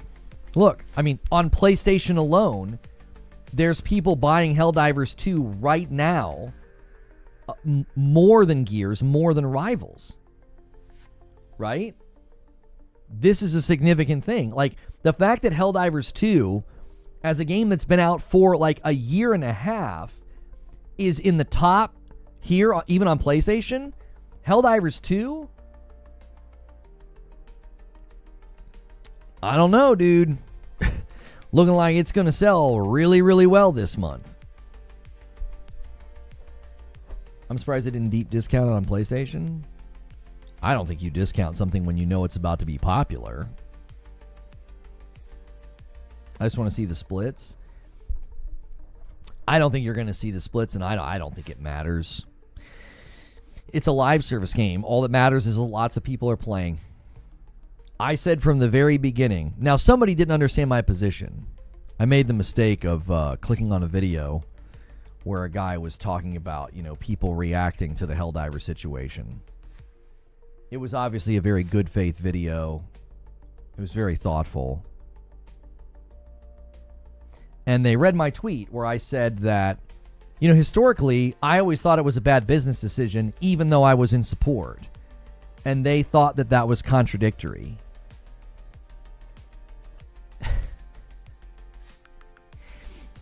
It would be like me saying, I would love it if the Foo Fighters came to my city. But it probably doesn't make good business sense given the size of the stadium. They wouldn't be able to sell enough tickets. Like, as an enormous Foo Fighters fan, I can say both things. I know it's really, really difficult when, you're grifting and hurling hate on the internet. I know it's difficult to think past your nose because you're just full of anger and you can't see straight. But it's like, both things can be true. It's like, yeah, I would be fully in support of the game going over there. That's good for live service games. I don't think it makes any business sense because I don't think the platform is big enough. The platform tends to turn its nose up to things that aren't on Game Pass. Yum Center's more than large enough, 19K or so. We get skipped a lot for some reason, Eugene. That's the only reason I could ever think, is that the Yum's not big enough. That's the only thing I could ever think. My wife and I saw Elton John there, but really, really big concerts and really, really big musician stars and stuff, they don't come here. And I can never figure out why. I always feel like, well, maybe the Yum's just not big enough. Again, imagine what I said is accurate, that the Yum's not big enough. From a business perspective, they're like, no, we're targeting stadiums that are twice the size, right? They're going to skip us because of that. I still would love it if they came here. I always thought the business sense of putting Helldivers 2 on Xbox didn't make any sense. Based on the numbers we're seeing, it looks like I was wrong. It looks like the Xbox boys rallied and said, no, this game we want to play this game. We're excited about this game. We saw all of our friends playing it. You throw in a war bond with Halo stuff, and you got yourself a winning combination. And that's something that I said that I would gladly be wrong about, because that's better for the game. If you have people diving in, playing, and buying, guess what? You have a larger potential player base to return in the future. Imagine, you've just got more people that could potentially come in next time, increasing the tail of the game. Because all live service games are going to go down. They just are. But you're giving that tail longer life the more people you put in there. And that's good. That's good for anybody who's playing right now. Anybody who's buying a war bond or spending money in the game. The game itself has a longer tail now. I think live service games play according to completely different rules, and this is why. You wrong? Wrong about what? It was something I never thought of. We're building a new stadium, and a big focus was on making sure the loading docks could handle the rigs necessary for big shows. Oh, you guys get skipped because of a loading dock issue. You know what, Eugene? Wouldn't surprise me at all if the location of the Yum Center is part of the problem. Like, it's just in a terrible spot. I mean, access to the building is atrocious. Like, it's not in a great spot. So getting the tour buses in and getting all the equipment in is probably a nightmare. You know? It's an absolute nightmare, I would bet. It's not in a great spot. Going down there is not fun. If we ever go to something to the Yum, and if it's like just my wife and I, like, we'll Uber. It's like, I don't want to go down there and deal with traffic. You do an Uber, you just get dropped off, you're fine. You just get out of the car and go, and then it's worth the money for the Uber. I'm Kenny. Thank you so much for 6 months, getting us to 339. The next milestone is 350. We're 11 away. Thank you so much.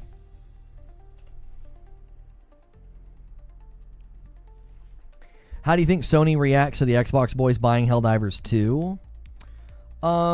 Potentially, they might negotiate a Gears of War bond. I think that's an easy win. You could do that as a wonderful lead up to E-Day. So I think that's something we might see. You could also see them. I have speculated that. I said this when Marvel Tokone got announced. I said, I bet Marvel Tokone Fighting Souls comes to Switch 2 and Xbox. Maybe they fast track that.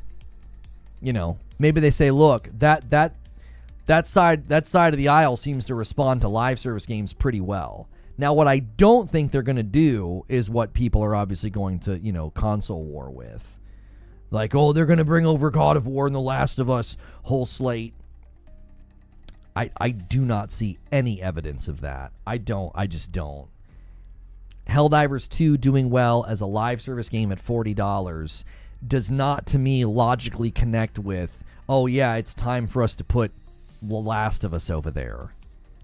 Like, you have identity markers, you have brand ambassadors, you have games that are quite literally described as like your tentpole games. I do not think those are going. I think those are off limits. I think, you know, maybe a game like Days Gone and even Returnal. People were, you know, the rumor about Returnal to me doesn't make an ounce of sense. Yo, a single gifted from Stonespire. Guys, Stonespire is trying to bait a 10 bomb to 350. Somebody do it. Somebody do it. Listen, I'll make you a deal. If both platforms do it, you both get the milestone. But you got to do it in the next couple of minutes. So a 10 bomb from each. I'll do it. I'll give both. We got a hype train starting on purple. This is the perfect time. This is the perfect time. Let's get it going. Anyone can make Spider-Man game as long as they pay Disney. The Spider-Man license is fishy. I wonder how long they have it locked down. So let me explain why the Returnal leak doesn't make an ounce of sense to me. If you were going to come to the table and you were going to convince Xbox to pay for the port and take a smaller cut of sales, I don't think you would do it with Returnal. I love Returnal. I just hit 100 hours in the game. And Charles Freeman does it with the 10 bomb. Twitch, you got a couple of minutes here. I'll honor it, but they beat you to it. But you'll both get it. You'll both get the gifted. Charles Freeman secures it for you two. Where are you, Twitch? Come on, Twitch. Listen, I love Returnal. I do. You're not bringing Returnal to the table and winning that negotiation. Chat's waking up. Wake up, chat.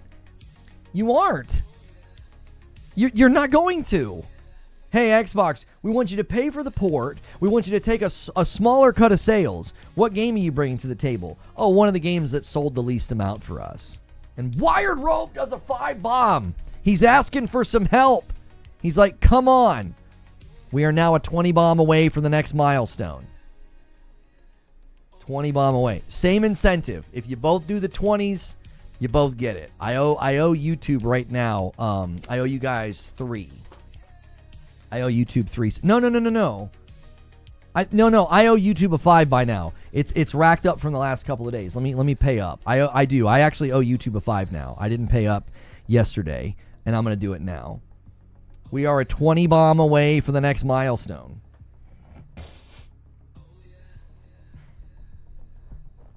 Makes no sense. Yeah, Returnal didn't sell well on PC.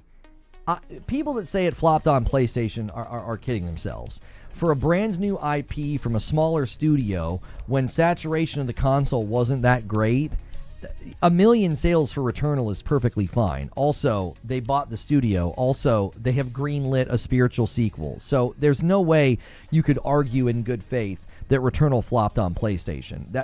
There's no data to back that up. All signs point to PlayStation and Housemarque being very satisfied with how well it did. It didn't do well enough to leverage the game the way that people are thinking it's going to be leveraged over there. It flopped so much that they bought the studio and allowed a sequel. Yeah, Eugene and I are on the same wavelength. Sorry, Eugene. Beat you to it. Like, do you see what I'm saying? Like, I don't see it. Days Gone, maybe you could convince me that they'd have some leverage with Days Gone because it's aged very well. Is no one going to tag team with Wired Rope? 3 minutes, Twitch, and I'm rescinding the offer. Somebody needs to do a 5 bomb with Wired Rope and pair up with him. Or just do a 20 bomb and steal it. Come on, Twitch. I could see Sony pays for port for the 8812 cut or something. Okay, let's really analyze the first part. Who's going to pay for the port? Okay, let's just analyze this for a second. The game's already been ported to PC, okay? So Returnal has already been ported to PC. Any game that's been ported to PC also being ported to Xbox, it's not nearly as much work. And Joker Quinn with the 5 bomb, and a 5 bomb from Tacos and Burritos. You love to see it. The double 5 bomb puts us at 365. We are once again exactly 10 away from the next milestone. Hang on, I need to update the battle. So Charles Freeman got us to 53. That would be 58. But you guys over here are now at 67. Oh, boy. Microsoft's never paying for a port. Where the F did that idea come from? It came from the leaks about Returnal. I don't buy it. Everything in my gut says that leak is designed to smoke out a leaker. Somebody flushed something through the pipeline that was so obviously not true that when it hit the airwaves, they're going to be like, only a couple of people were told that. We now can narrow down who the leaker is. Both Detective Seeds and Mag, middle-aged gamer guy, both Seeds and Mag are making claims about Returnal. Now, Mag seemed to indicate that it was just a discussion. It was just preliminary discussions, okay? So Mag wasn't going as far. Seeds was saying, no, it's coming. I believe Seeds said that it would be paid for by Xbox and that there would be a better revenue share for PlayStation, okay? Nate was asked about it, who commonly has good contacts and good info from Xbox. He said, I've not heard anything about Returnal. Somebody getting caught. That's what I think. I think somebody's getting caught. Somebody's been leaking, and they're trying to catch the leaker. That's what I think happened. Personally.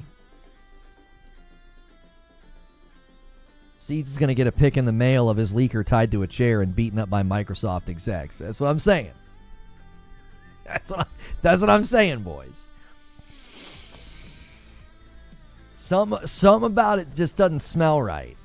I think Mag and Seeds are telling the truth, but I don't think their information is I don't think it's a bullseye. I think they've been given wonky intel. I think the men are trustworthy. I think they're trustworthy men. I think they're speaking the truth. I don't think the information that they have been given is accurate. Yeah, I'm a little concerned about Lost Soul Aside. Yeah. So, according to my sources, this is bad. This is bad news, especially because I still think the China Hero project is a great strategy from PlayStation. This is not a way to kick it off, okay? According to my sources, the reviews will go live when the game goes live, and also codes went out super late. Red flag, red flag, red flag, red flag. A lot of red flags, boys. Pretty concerning. It's pretty concerning. Probably means that the game's not ready. I think the game looks good. I think the game has a good art style and a good, good gameplay. Good ideas. The weapon switching alone, I think, looks really cool.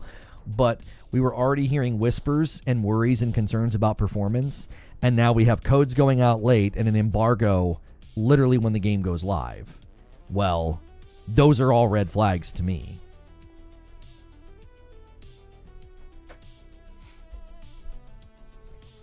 Embargoes, in my mind, minimum should be day before. Minimum. The dev comment on that? Oh, where? There's an update about that? Can you point me in the direction of where that was stated? Was it stated on Twitter? I'm actually interested. Because I was really looking forward to the game, and then I heard all this, and I'm like, oh, come on, man. Just delay the game again. They already delayed it once. Delay it again. Don't push it out when it's not ready. If you're trying to break into the Chinese market, one of the worst ways to do it is with a bad game.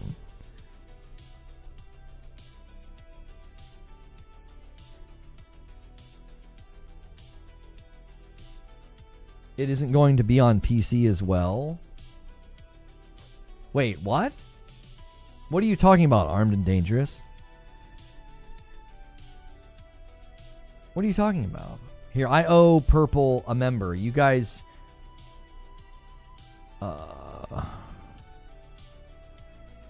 Sorry, the hype train ended. I was going to try and extend it.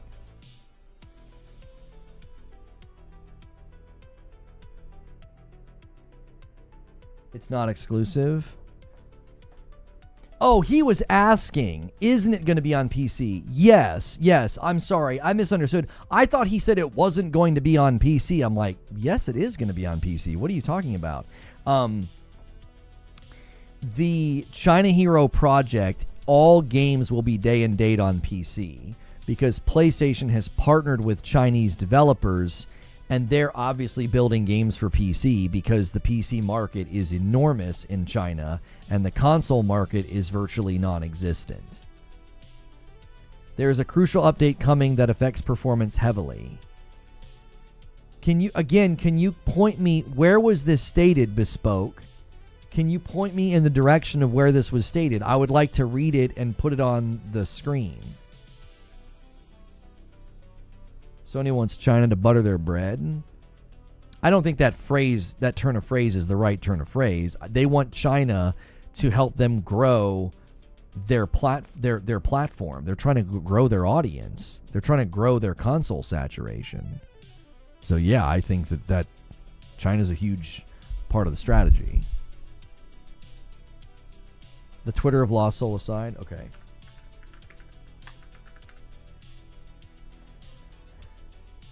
Okay, thank you. Barrier found it.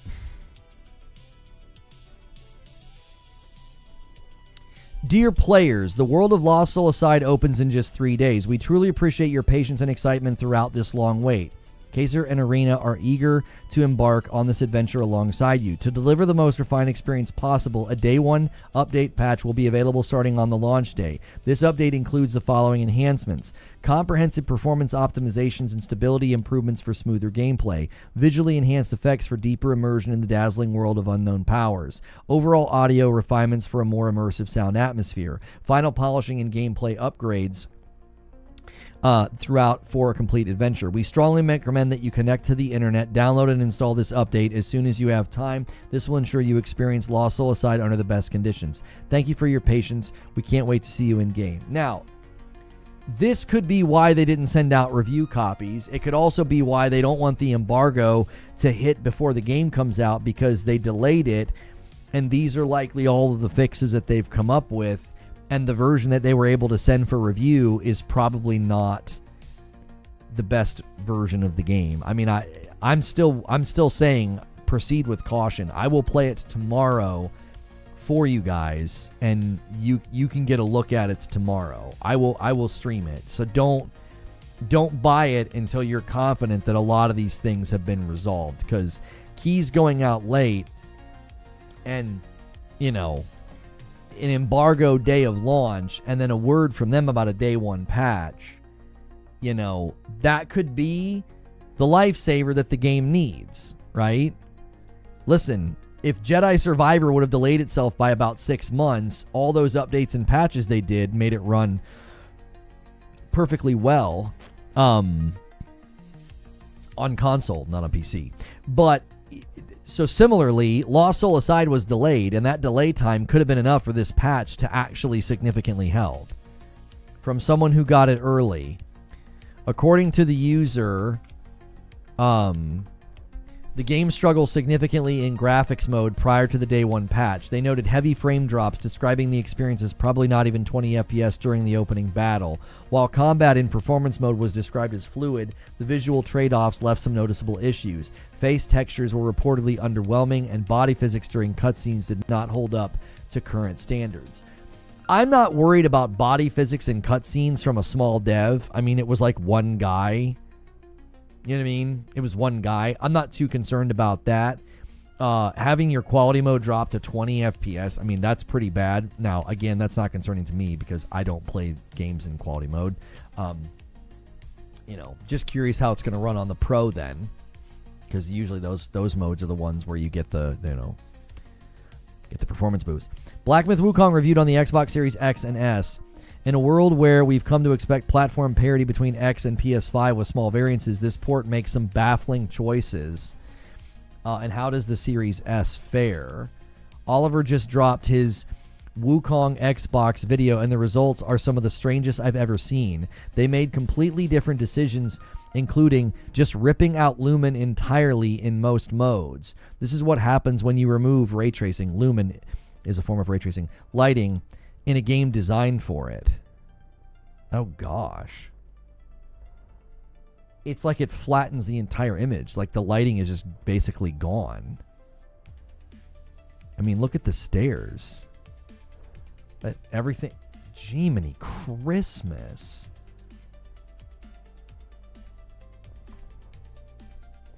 Secret exclusivity deal, though.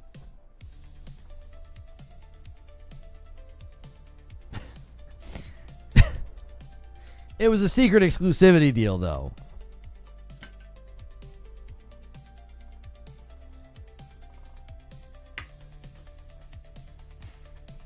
I value my eyesight. If I roll my eyes any harder, they're going to fall out of my head. All that bluster over Wukong being better on Xbox? Yeah, it's not. It's not. Listen. I told you they were having trouble with the game on console because the developer, they're not that impressive in that realm. They're not. The game doesn't even run well on the PS5. It doesn't even run that well on the PS5 Pro. They were using frame gen to double the frames. That's the developer that you thought was doing some kind of secret exclusivity deal with PlayStation. No. They don't have their chops optimizing Unreal 5 for console, and it's evident in the Xbox port of the game. It's evident. It's like, well, yes, there was no secret exclusivity deal. They are not well versed in UE5 on console. We're getting a bit of a surge in viewership. Let me see if we're getting hits on something. Let me make sure. If you guys are searching for Metal Gear, that might be what's happening. And if that's happening, we will be jumping into Metal Gear gameplay. I just want to double check what we're getting a search for in the last 60 minutes. No, it's all browse. You guys are pulling me off your home pages, I guess, all of a sudden. We were not this high in viewership earlier. So thank you for tuning in and watching. If you've never been here before, hit subscribe, hit the bell button, hit the like button. Try to get us to 300 likes, actually, guys. Let's try to turn this stream into a bit of a stronger one. We were a little slow out of the gate this morning, but we've since seen a bit of a bump. So thank you so much for being here. I've been live for how long? Almost 2 hours. That's unusual to be 2 hours into a broadcast and to get a bump. So thank you. Whether you're watching on Twitch or YouTube, by the way, thank you for supporting the channel. By the way, we are exactly 10 members away from the next milestone. We have come up with new incentives. If you guys hit the weekly goal on Thursday, we're going to start Friday with morning coffee, and we'll just go as long as I feel like going, unless we've got burning news or something. We'll just hang out with members in the morning, okay? So that's an incentive for you guys. Also, when you hit the goal, Friday night, Madam and I will stream. We'll be playing some Gears of War tomorrow night if you hit it. If you guys get this to the stretch goal of 600, you'll get a green room on Friday with Creature. Creature will make a return. We're not going to be talking shop or business. And then if you get to 750, I'll do a Saturday stream. It'll be like a vertical IRL stream. We'll just chill. All right? Those are the incentives. We want to give more value to you guys when you support the channel like that. So thank you so much. And thank you, Sora, for 3 months. The secret exclusivity deal was the friends we made along the way. That's right. Hilly says, on holiday, very tipsy. See you tomorrow, my friends. And Hilly says, see my last. Oh, golly. Yeah, we'll be jumping into Metal Gear shortly. Yeah, the Xbox August update features a new My Apps tab on the Xbox PC app. More Xbox Play Anywhere additions, controller updates, and more. Oh, Xbox Wire pushed out a blog.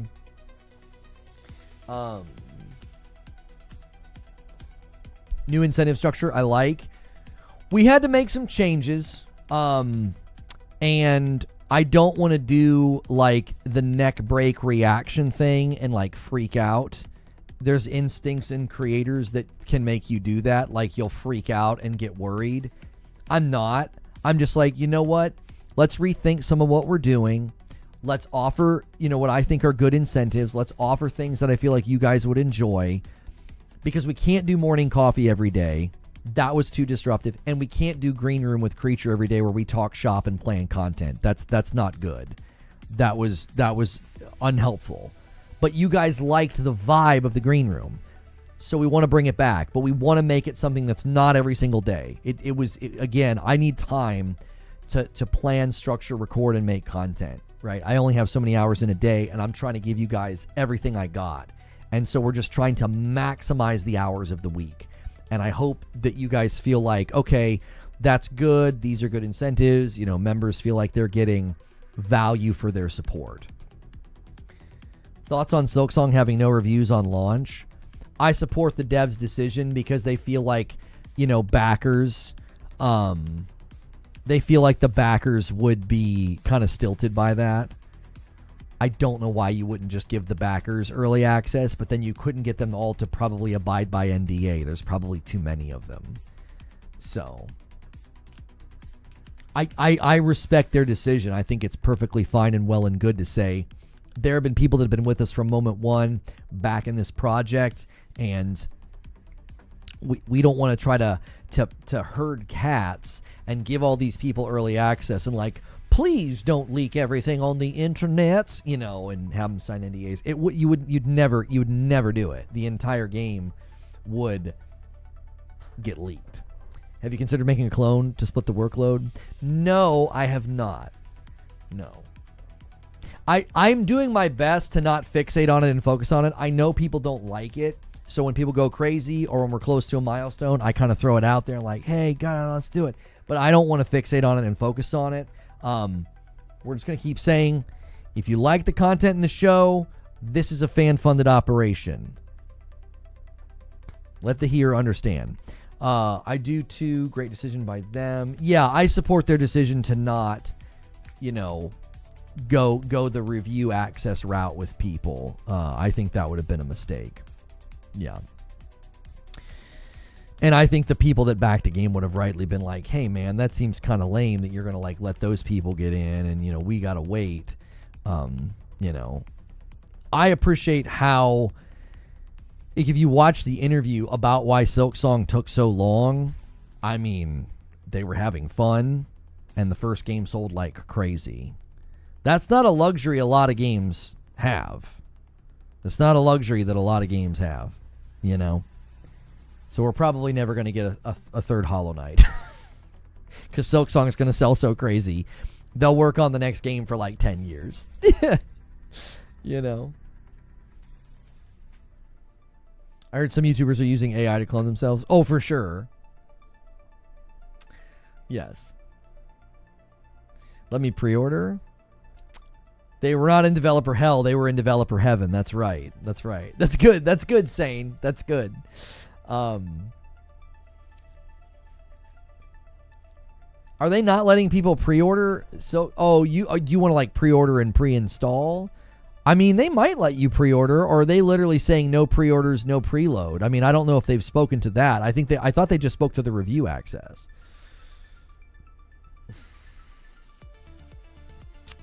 Here, let me schedule. A $5 super chat tip from Social. What's it? Social Destruct. A new PC launch trailer just released for Battlefield 6 showing the all-out warfare map experience missing from the beta. Their trailer looks fantastic. Thank you so much for that super chat. I appreciate it. Silksong Game of the Year. I doubt that. I don't think anything's going to be strong enough to beat Expedition 33.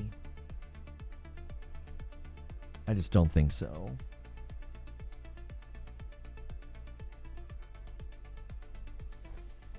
Yeah. We've had this discussion many times. I just think Expedition 33 is in just such a special category for the people voting, the voices, you know, the jury process, all that. I just think you're going to have a really hard time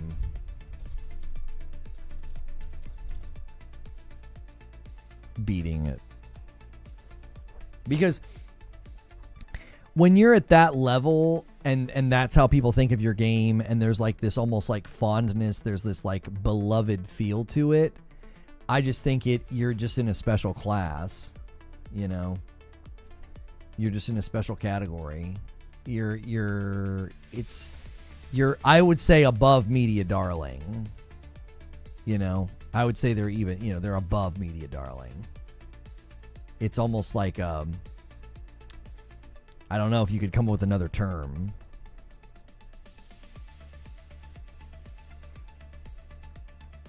They're like the media belle of the ball. You know, all eyes are on that game.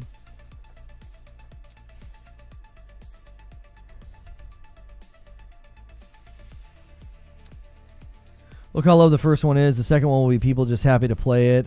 That could change the vote. No. Look at how well, you know, Death Stranding 2 is received in that same regard, right? I don't think Death Stranding 2 can beat Expedition 33. I really don't. I really and truly don't. So,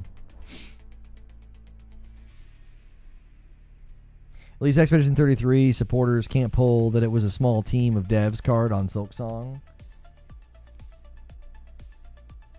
Yeah, I mean, again, I don't necessarily even think that's going to be a potential talking point. I think that's a factor in the discussion, but I don't necessarily think that people are going to feel this great sense of like, well, which studio's smaller? You know what I mean? Like, I don't necessarily think that's a driver. I mean, I think that's a conversation worth having, but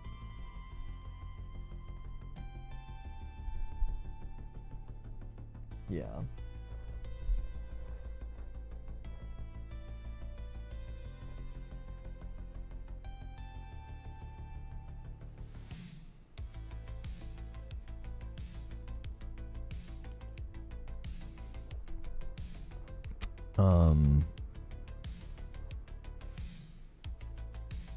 After pre-ordering Cyberpunk and Battlefield 2042, I really hope you're wrong about this one. Ordered it last night.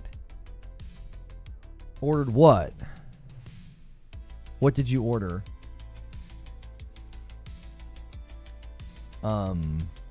Studio size becomes the tiebreaker, but it doesn't matter if Expedition 33 is in a different league.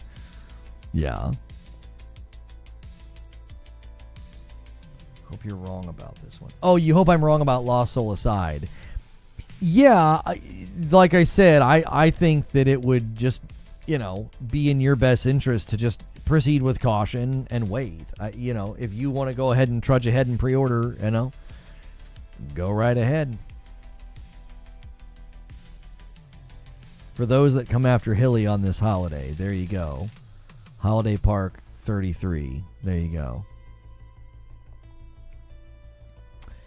I'm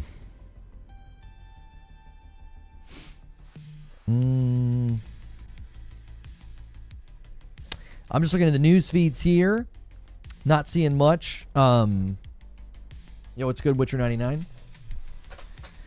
So if you guys missed it, I don't have any planned segments for today. We just kind of hit the ball around about the PS6 leaks. That was at the beginning of the stream. Matty Plays had a phenomenal interview with the director of Expedition 33. Yeah, I didn't get a chance to watch it.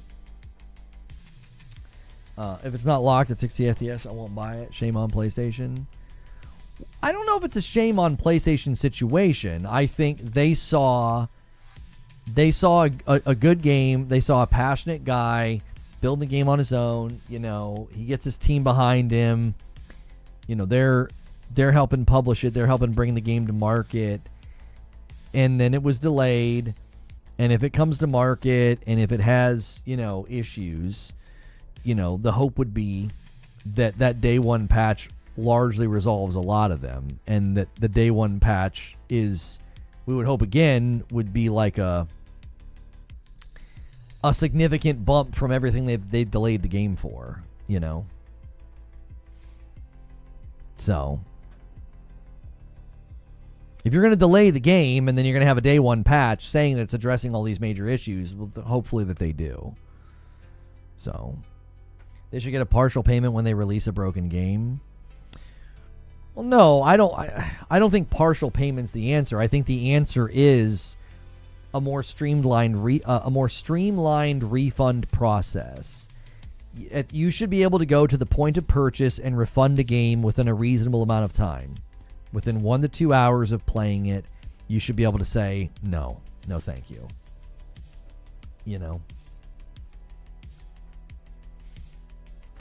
I think that's reasonable.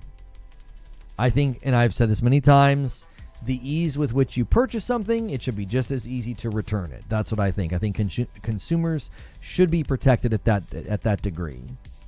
And I actually think if you would refund me and give me store credit, PlayStation doesn't lose in that exchange, right? They get to keep the money. Now, the worry would be, well, you'd keep the money and then you'd spend less because you'd play a bunch of games for an hour or two and then you would only keep one of them, right? What does it matter? What does it matter? I wasn't going to buy 5 games, I think it would embolden more purchasing. And then the consumer is more satisfied because the game that they end up sticking with is the game that they like. And so they feel like, hey, this platform really respects me and my time and my money.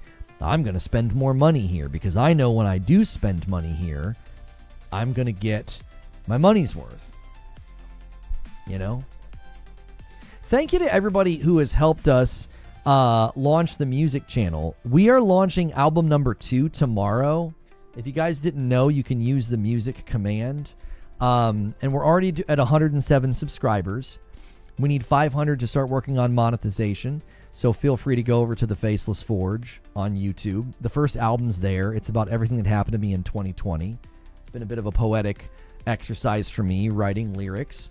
And then we do have AI make the music, but the lyrics are all 100% original to me. And album number 2, which is titled No Escape, releases tomorrow. Album number 1 is titled False Kingdom, and you can listen to it right now. So feel free to use the ! music command in chat and throw a sub our way over there.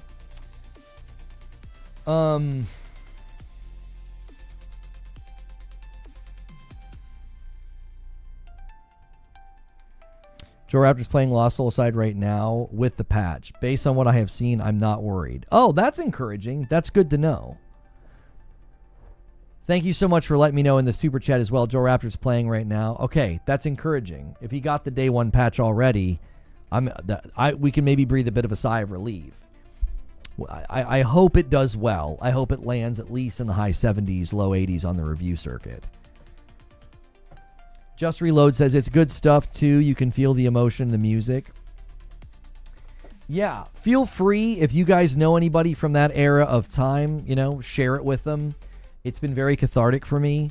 We have roughly 7 to 8 albums worth of music. I'm working on one right now about my wife. I'm working on one right now about just sort of where I am right now and, frustrations and struggles and yeah. So, yeah, if you're familiar with that time, the songs have a lot of hidden meaning. So, still waiting for The Last Star to come out. I think that's tomorrow. I believe The Last Star is on album 2, which is titled No Escape. Hang on. I believe so. Book 2. Yeah, the last track on Book 2 is The Last Star. Yes. Yep. Yep. The one about your wife better have a track that sounds like the Soviet parade music. If not, I'm quitting you. You can title the song, She's Perfectly Safe. You're an idiot, Zubair.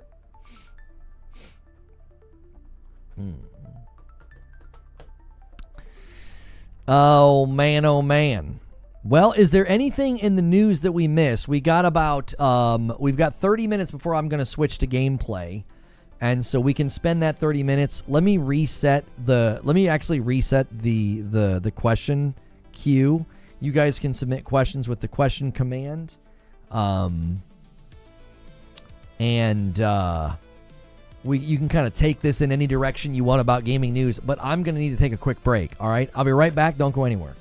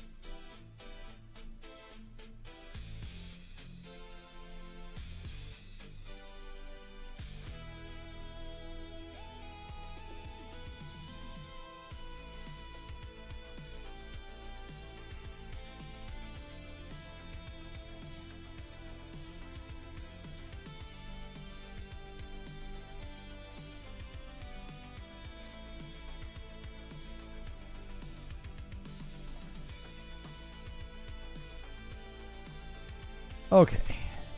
I am back.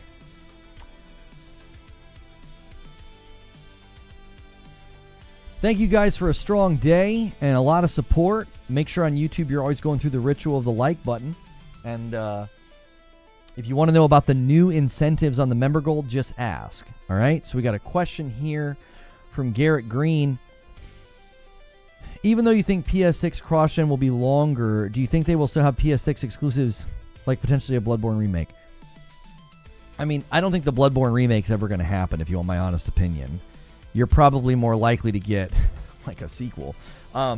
Anyway. Yeah, there will still be PlayStation 6 exclusives, but I think they'll be very late in the gen. I think they'll be like near the end. You know what I mean? I think they'll be very late in the gen. I don't think it's going to be this, you know... Okay, so as an example, I'll even say this. This is going to be a bit of a... Maybe, I don't know, maybe a hot take. Maybe not. So when the PlayStation 5 released, you had Returnal, Demon's Souls, Ratchet and Clank Rift Apart. It's 3 exclusives to PS5. Couldn't get those games on PS4. Wouldn't surprise me at all if the PlayStation 6 doesn't have a launch title that's exclusive to it. It wouldn't shock me at all. I'm telling you, they're building cartilage between the gens with the PS5 Pro and the PSSR technology and Project Amethyst. That's what I believe they're doing. I believe that cartilage between the gens will make an exclusive launch title almost superfluous to the demand or the draw for the device. If there's no PS6 launch exclusive, how are they going to sell? I think they'll sell it the same way they sold the PS5 Pro. I think they'll sell it on its features. They'll sell it on its fidelity and things like that. I don't know. I'm just, I don't know. This is just a gut feeling thing. It's just a gut feeling thing. Like the way that this gen is going, with how good the games look, with how long the development cycles are getting, the Pro has a different target audience. Oh no, I know. I could see maybe one.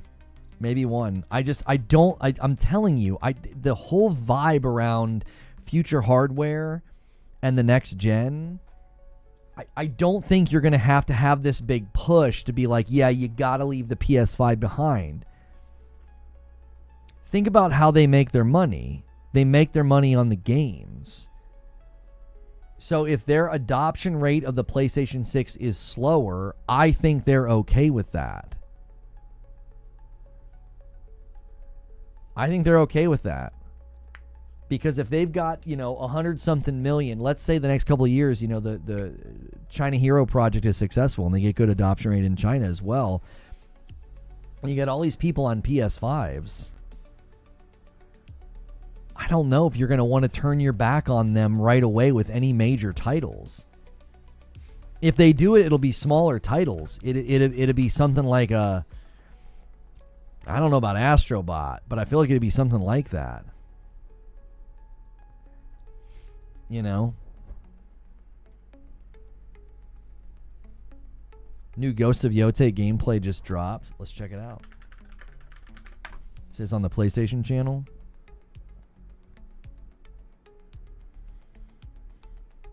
It's firearms gameplay.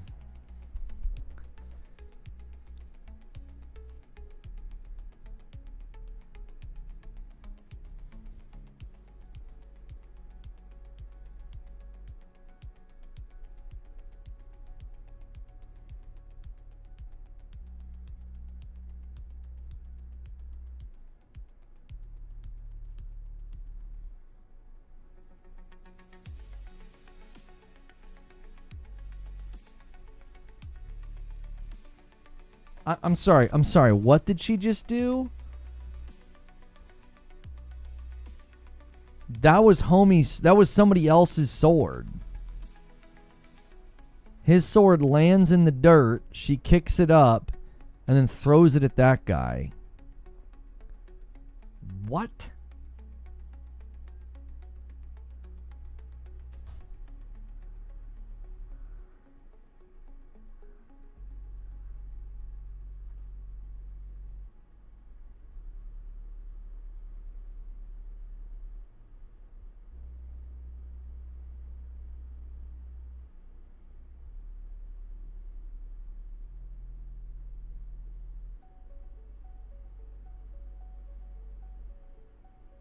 People who say the game looks just like the first game, dude, I don't know what you're talking about. That narrative's going to get no traction. No traction at all. Like, that looked fantastic. It looked so good. So good. Question from Christopher. How well do we think Gears of War Reloaded is doing, and do we think we'll ever get Gears 2 to 5 on PlayStation? Just a one and done. As far as we can tell from the store rankings, Gears Reloaded is doing very well. Very, very well. Eugene says it looks so much better than the first. AI still looks dumb. They're showcasing stuff, so they're going to make the AI be, a little slow, I would imagine, to respond to stuff. I don't expect those videos to be a showcase of the AI. They're showing what she can do. Gears is having a rough go on Steam. I mean, that's not surprising. It probably not hard. There's probably not a high demand for it there.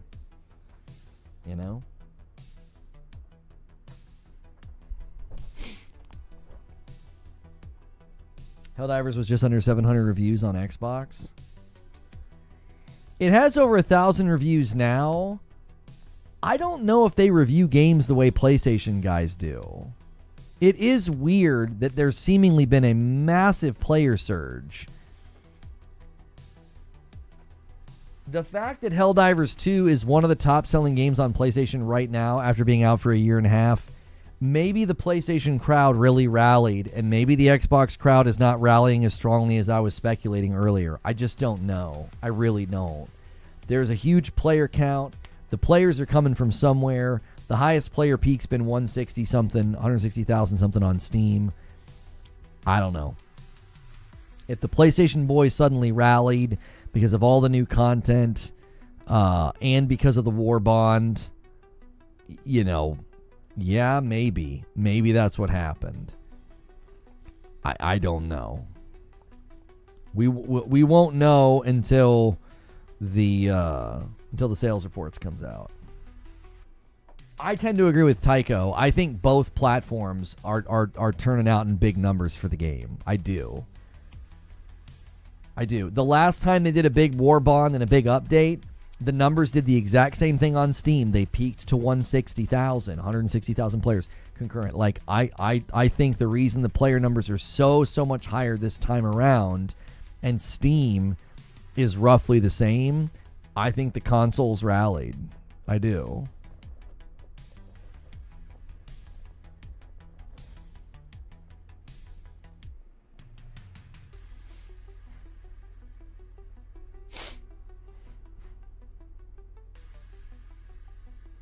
Let's keep in mind that Eugene is a man of peculiar but predictable tastes. He wants games to knock a few of his teeth out along the way.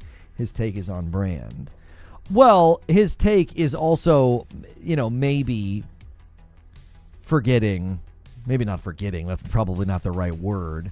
It just isn't maybe considering the fact that you can turn the difficulty up. And maybe they've turned the difficulty down. And if they've turned the difficulty down, then that to me would be a perfect way to say you're going to showcase some of your AI or some of your attacks and some of your different things. Your guns, your attacks, your abilities, your stealth. You're obviously not going to be like cranking the difficulty in order to show those things off. There'd be no reason. People want to see a trailer like that, and they want it to look cool. They don't want to see the player, getting the crap kicked out of them, or barely getting by, or, the game being significantly challenging. One of the worst ways to position Ghosts of Yotei would be to position it in a way where it's like, it looks like it's going to be like a really hard game. That's not the kind of game that they're selling. Are the Xbox reviews not regional based? On the amount you see, or am I tripping? Xbox, you don't see total reviews? I always just go to the browser. Helldivers to Xbox Store. And then I click on reviews. It's got 1,500. It's got a 4.3. That seems a little lower than I expected it. An 86 is good, but I thought it was going to still hold strong on a 90 at like a 4.5. All right, I'm sorry about that, Wilbur. I will pause the things that can interrupt us. I know you guys aren't a big fan of that. If you're not a big fan of that and you like the fact that I pause them, consider hitting the like button. Get us to 300 likes. Y'all are the best. Nobody wants to see a soul-crushing Ghost trailer. It looks cooler if it's challenging. It looks free. I just think they're taking a more action approach to the trailers. Like in the past, they showed Jin walk up to a couple of players, a couple of NPCs, and, he kind of slowly handled them. I don't think the goal of these trailers is to do that. They're trying to showcase all her different tools in her tool set. So she's going from one thing to the next thing to the next thing to the next thing. So it's just different. I think it's the intention's different. Sora with the $5 super chat. Like, for example, in the Spider-Man 2 trailer, they only make the enemies attack to show the new parry or make the black suit Spider-Man look dope. For sure. Yeah, for sure.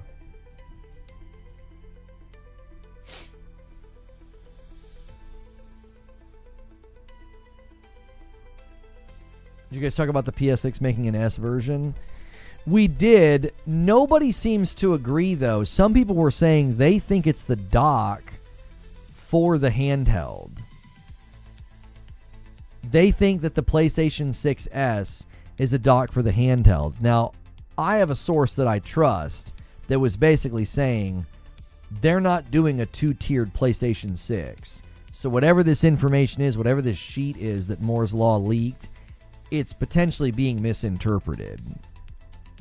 Unless it's some super covert project that Moore's Law is privy to, I'm being told that there's not a two-tier PlayStation 6 coming. Gave specs for 3, including the handheld. Right. People in chat were saying that they think the PlayStation 6S was a dock for the handheld. So you have dock, handheld, PlayStation 6. I don't know what to think. I argued that the reason, because I immediately saw it and thought, why would PlayStation do that? That was literally an enormous mistake this gen for Xbox. It was a huge mistake. Why would they do that? And then I thought, if I'm correct, and the PlayStation 5 cross-gen support is significantly longer this time around, then a mid-tier doesn't have any bearing on that, because the floor isn't even that. The floor would be the PS5. And then we looked at this. We debated this for quite a while. I said that, your jumps, these arrows between PS1, 2, 3, and 4, your jumps are getting smaller and smaller in raw power, and the jump between the PS5 and the PS6, that jump in raw power is going to be so much smaller. They're not going to have any problem having cross-gen support for the PS5 for a much longer time this time around, because the PlayStation 6 is not going to be leveraging more raw power as much as it's going to be leveraging things like PSSR and ray tracing. And so I don't think it's a threat to have weaker devices in the mix like a PlayStation 5 or a handheld or a PlayStation 6S. it's not a threat if the PlayStation 6 is not leveraging the raw power like we used to. I think people need to reframe how they think about hardware because, as an example, if the Series S would have hit the market with a similar power threshold to the Series X, and the Series X had all this AI and machine learning in it, it would have worked because the Series S would have been at the floor of everybody's expectations, and then the X would have been able to throw cool new stuff in there like ray tracing or upscaling. That's not what it did. The S came in and said, well, my bottleneck in memory is smaller than anybody expected it to be. Right now, games are being developed for the PlayStation 5, and then they can throw in things like ray tracing, global illumination, and they can use PSSR. And I keep using the example of Assassin's Creed Shadows. AC Shadows was developed for the base consoles, but it looks like a generational leap on the Pro. I think the PlayStation 6 is going to do the same thing. It's going to look like a generational leap, but not because of raw power. It's going to be because of like upscaling and ray tracing and lighting and reflections and things. Like that's going to be where you get the bump. You're not going to be getting the bump from raw power.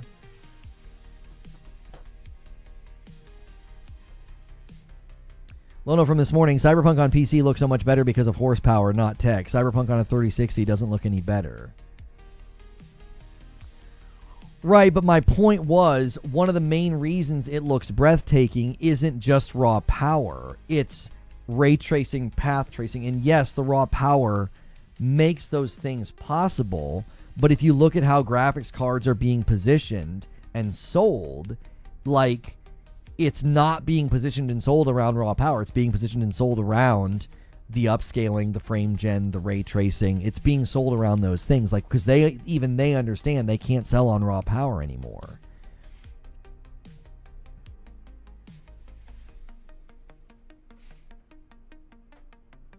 I think he was referring to Cyberpunk with path tracing versus without. A lower tier of hardware is not going to offer path tracing, whereas new hardware will. The difference will be noticeable. Right, and the difference isn't necessarily because you're just throwing raw power at Cyberpunk. You're leveraging new tech that makes the game look prettier. Yes, the raw power is a part of the equation. The PlayStation 6 will be stronger. Raw power is a part of the equation, but it's not going to be the driver. The driver's going to be the tech.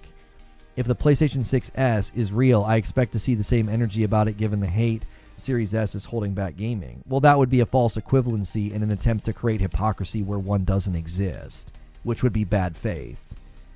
The Series S was not criticized because it was two-tier. The Series S was criticized because it was bottlenecked in a way that didn't make any sense. It was like they didn't talk to devs. Series S would have been perfectly fine as an option if it wasn't memory bottlenecked.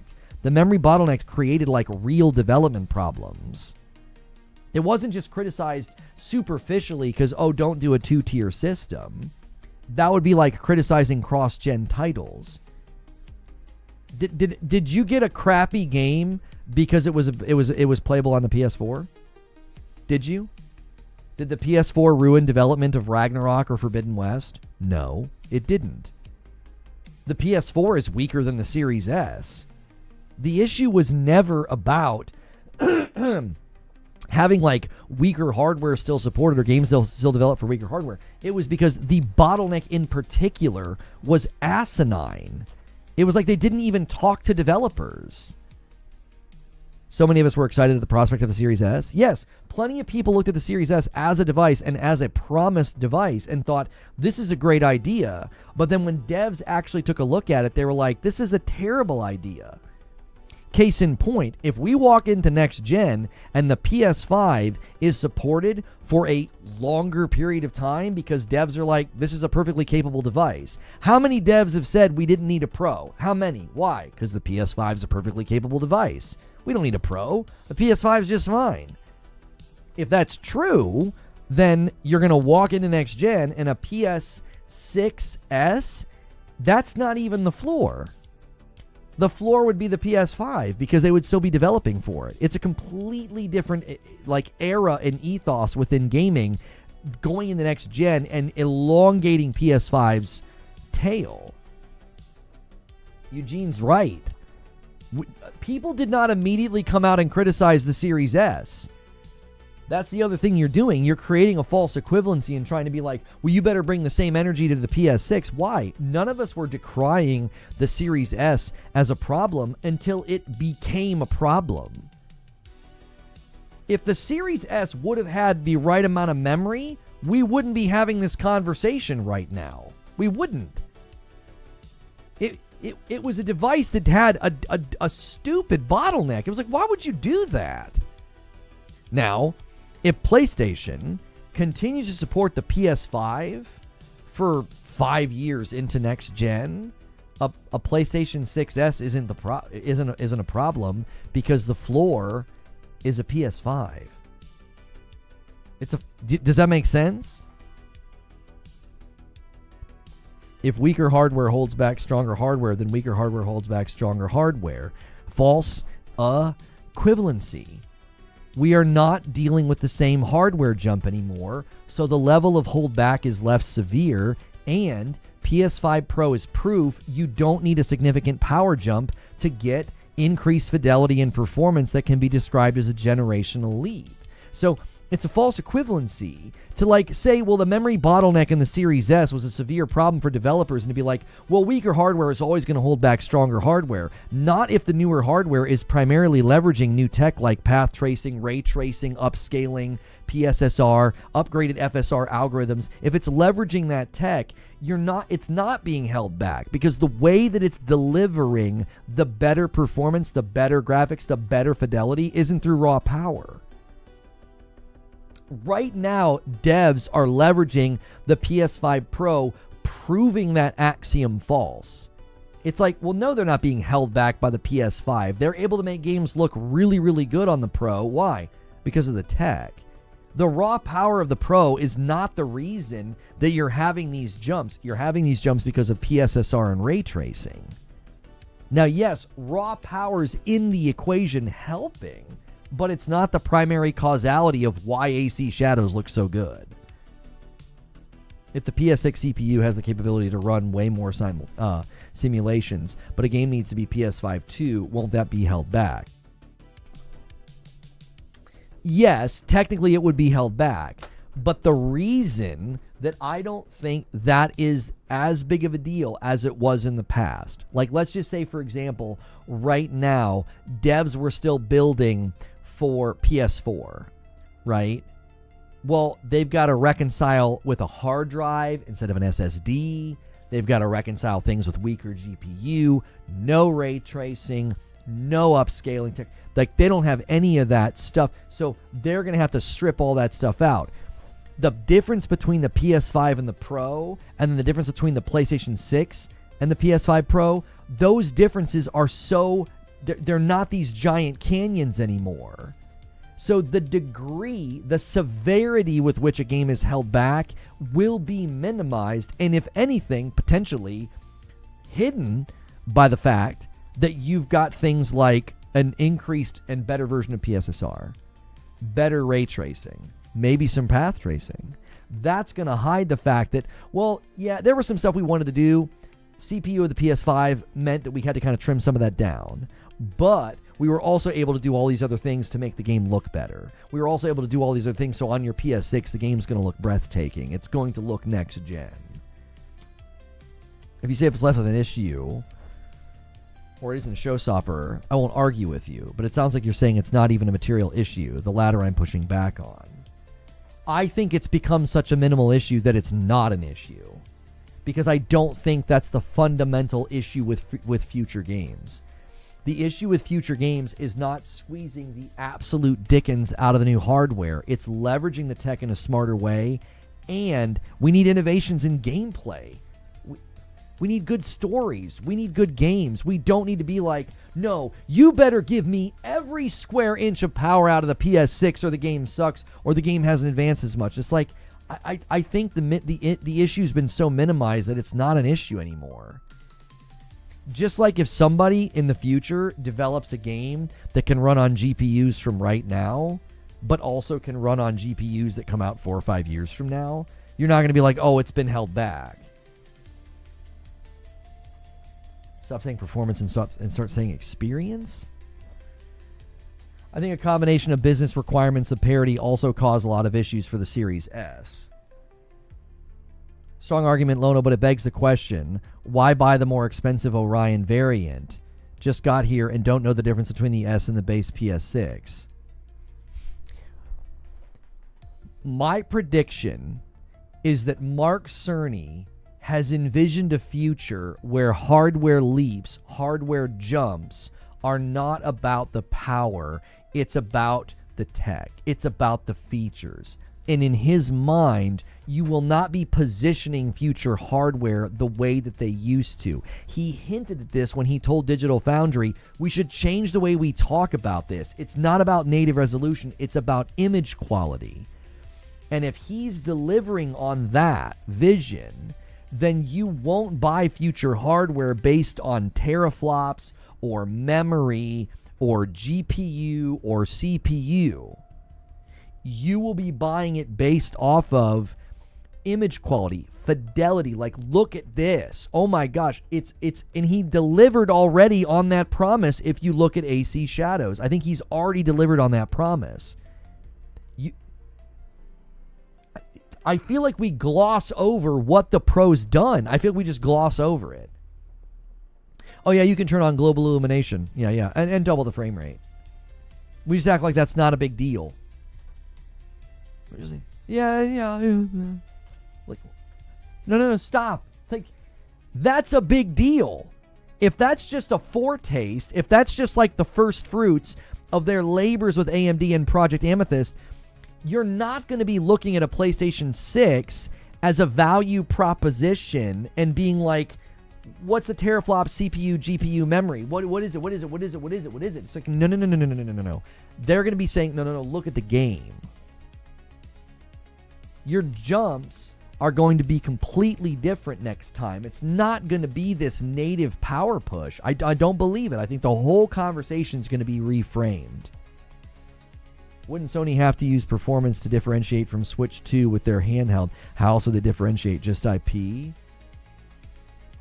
IP?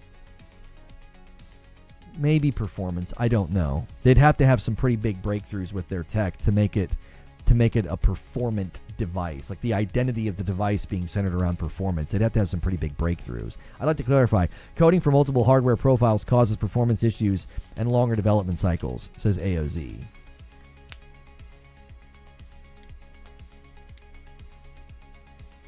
Okay. I'm not catching what you're putting down. If there's a parity clause, it can hold back what they could do first party wise. Personally, I don't think there's going to be a parity clause. Are they going to say you can play Horizon on the PSP 2, or are they going to say, look at how good Cyberpunk looks on the PSP 2? I think the former is more likely than the latter, Zubair. I don't think they're going to try, as a hardware company, I don't think they would try to position a handheld around performance. I think they try to position the handheld around convenience and IP. Like, if I'm thinking of the value they could pull from the shelf, I don't think they would leverage performance, because I think they're going to be talking more about that experience on PS6 Pro. And a 10 bomb comes in from Rissick. It sat there for a minute. We're at 375. There you go. I owe a single gifted to YouTube. Thank you so much, YouTube. We're now 25 away. Isn't that the portal, though? Yeah. It is.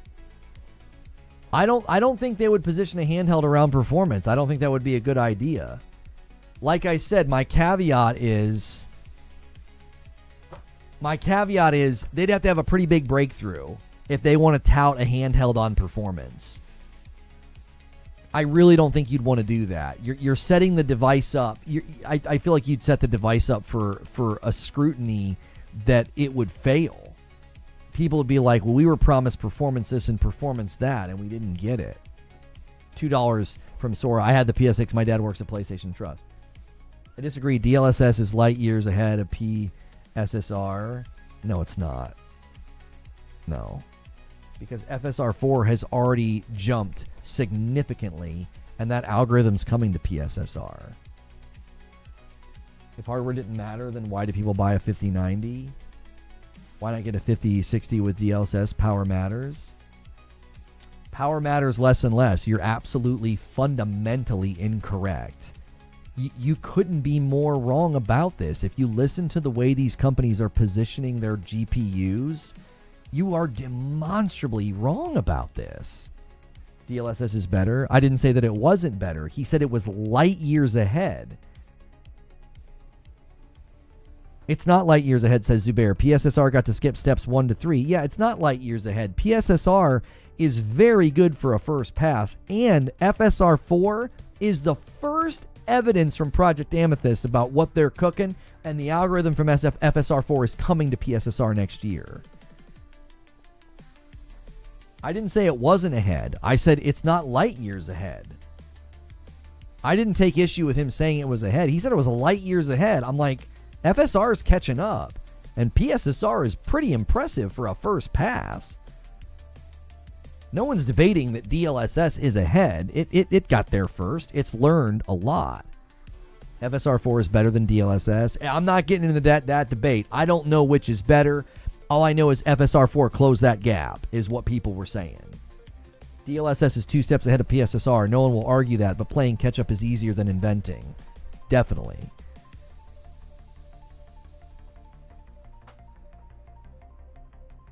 I don't think I've seen anybody argue that FSR4 is better than DLSS. I've just seen people arguing that it caught up significantly. That's the commentary that I saw. That FSR4 caught up significantly, and then the algorithm from FSR4 is going to come to the PSSR tech on the Pro next year. DLSS transformer model is black magic. I'll fight you. Thank you for 6 months, Wilbur. I appreciate it. And that gets us to 376. We need to go to gameplay, though. FSR4 is better than DLSS 3, but DLSS 4 is transformer model was a massive leap. Right. I did not take issue with him saying that it was ahead. He said light years ahead, and I'm like, I don't think that's accurate at all. From everything I've seen in commentary from guys that know way better than me, DLSS is ahead, FSR4 just caught up and closed the gap, and then that's going to help PSSR. And PSSR, for a first pass, is impressive and will only get better. So the point is, in the discussion about hardware, I think you are fundamentally wrong if you think they're going to continue selling on raw power. I think that ship has sailed. That ship has sailed. I think they're going to push power, but they're going to start heavily pushing things like DLSS, FSR, frame gen. That's going to be how they get you on new tech, because they're getting depreciating returns. We discussed this yesterday. DLSS benefits from more powerful GPUs. Right, Hadigan, they go hand in hand, but because they know they're getting depreciating returns on the raw power, they're going to start selling you on DLSS. Hence, like, literally what's being said in chat about how, like, DLSS's new model is like black magic. They're literally doing it right now. They're already getting you accustomed to the idea that, like, that's the selling point of the GPUs. FSR4 is not on the level of DLSS. I never claimed that FSR4 was on the level. I said it closed the gap. It's catching up significantly.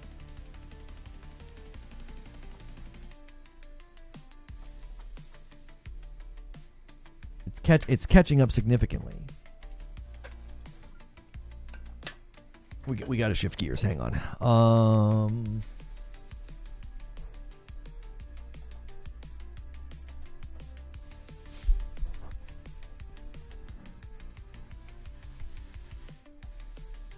Back in the PSSR.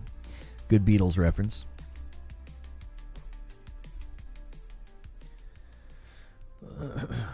Mafia the Old Country got an update today, I'm seeing, on my PlayStation.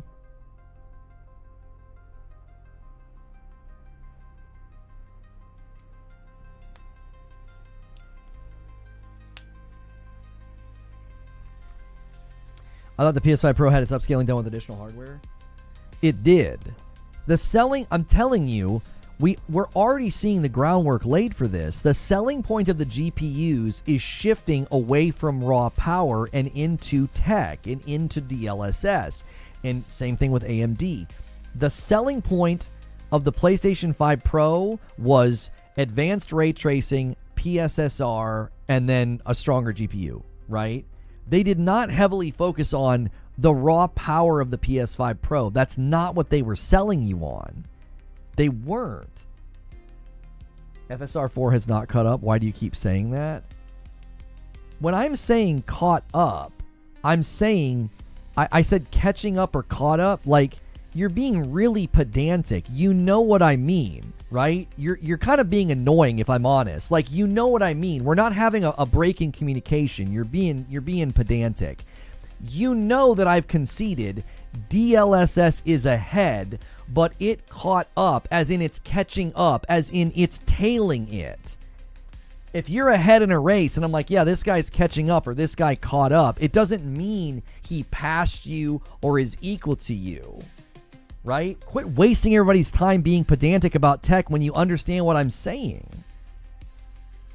Like, yes, your favorite brand is ahead in the race. The point is, the overarching point of the discussion is they didn't position the PS5 Pro around raw power.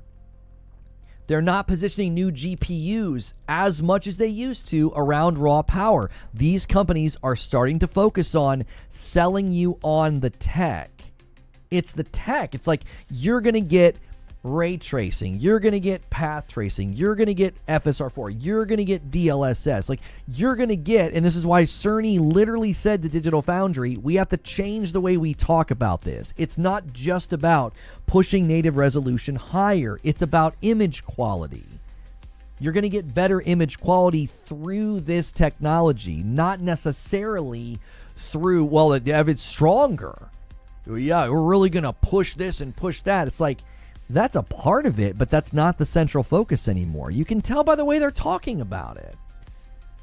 They can't. The silicon's getting too expensive. They need to get you by with smaller silicon or charge you double for everything.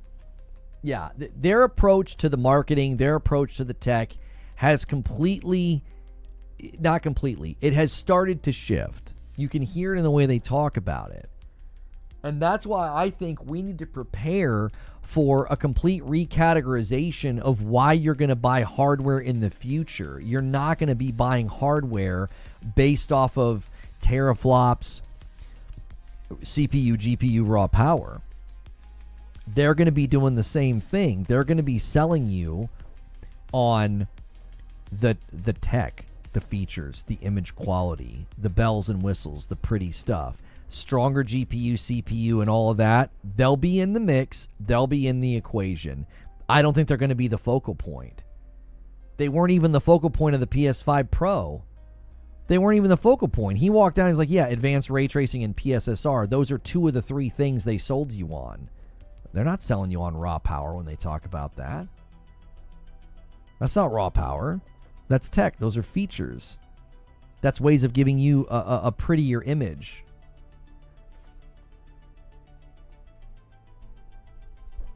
Can you call on another game besides Assassin's Creed? It's the best example. Get the frick over it. Cry more. Like, it's the best example. The best example of a game right now that was able to leverage the tech and perfectly displays what I'm talking about is AC Shadows. There's not a better game. Like, there are going to be games that start to be better examples, but that's the best examples of, like, that's the best example I can give you right now of how transformative that technology can be to what a game looks like. We need a better example. Would you like me to create one out of thin air? Like, it's a good example. It's one setting that transforms the visuals. That's what I'm saying. Death Stranding 2. I don't think Death Stranding 2 on the Pro is a transformative experience. I don't think it's like a generational leap. I don't think that that's true. I don't.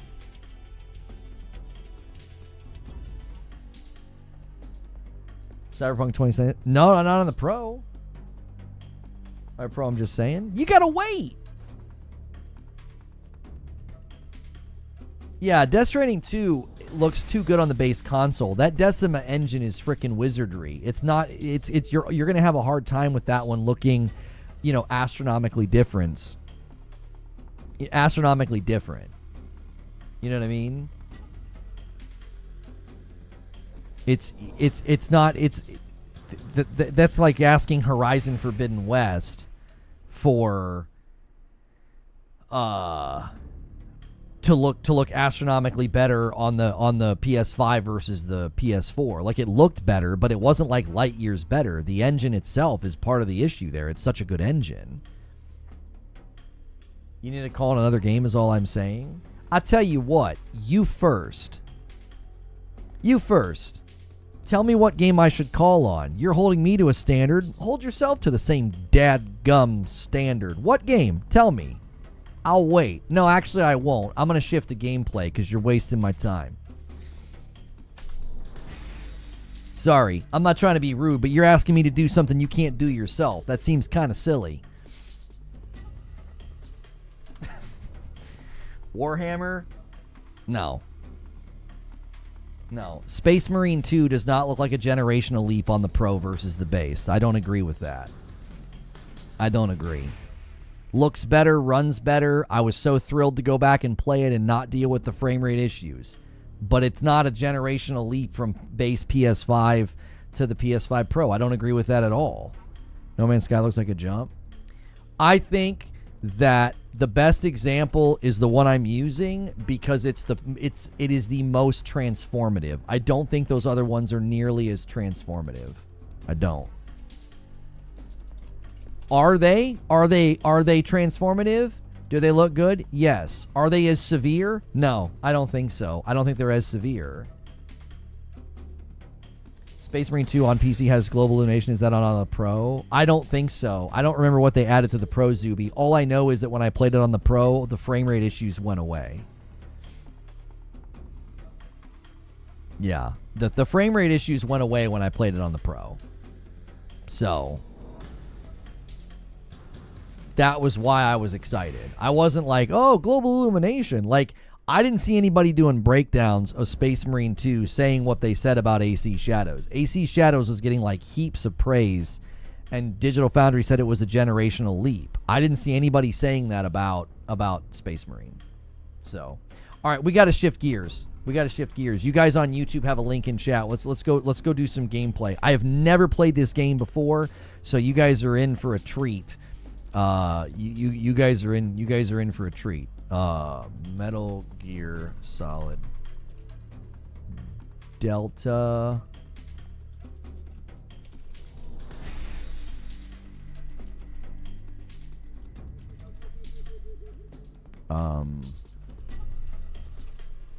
I'm a noob to the franchise.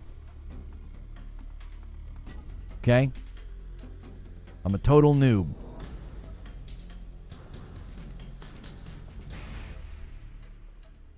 All right.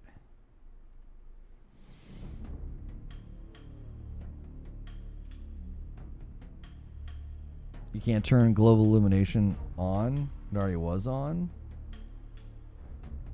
What happened to Corey? It says did he get timed out by Nightbot? AC Shadows is transformative, but No Man's Sky after PSSR update is a close second. I don't know why it bopped you, Corey. Okay. All right, use the link in chat.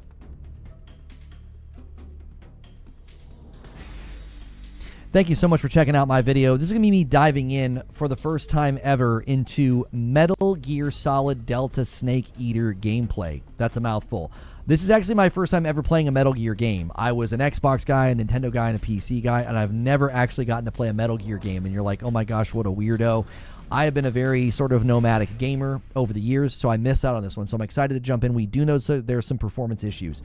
This will be Metal Gear Solid Delta gameplay on a PS5 Pro. Now, I'm going to end the previous stream and bring folks over with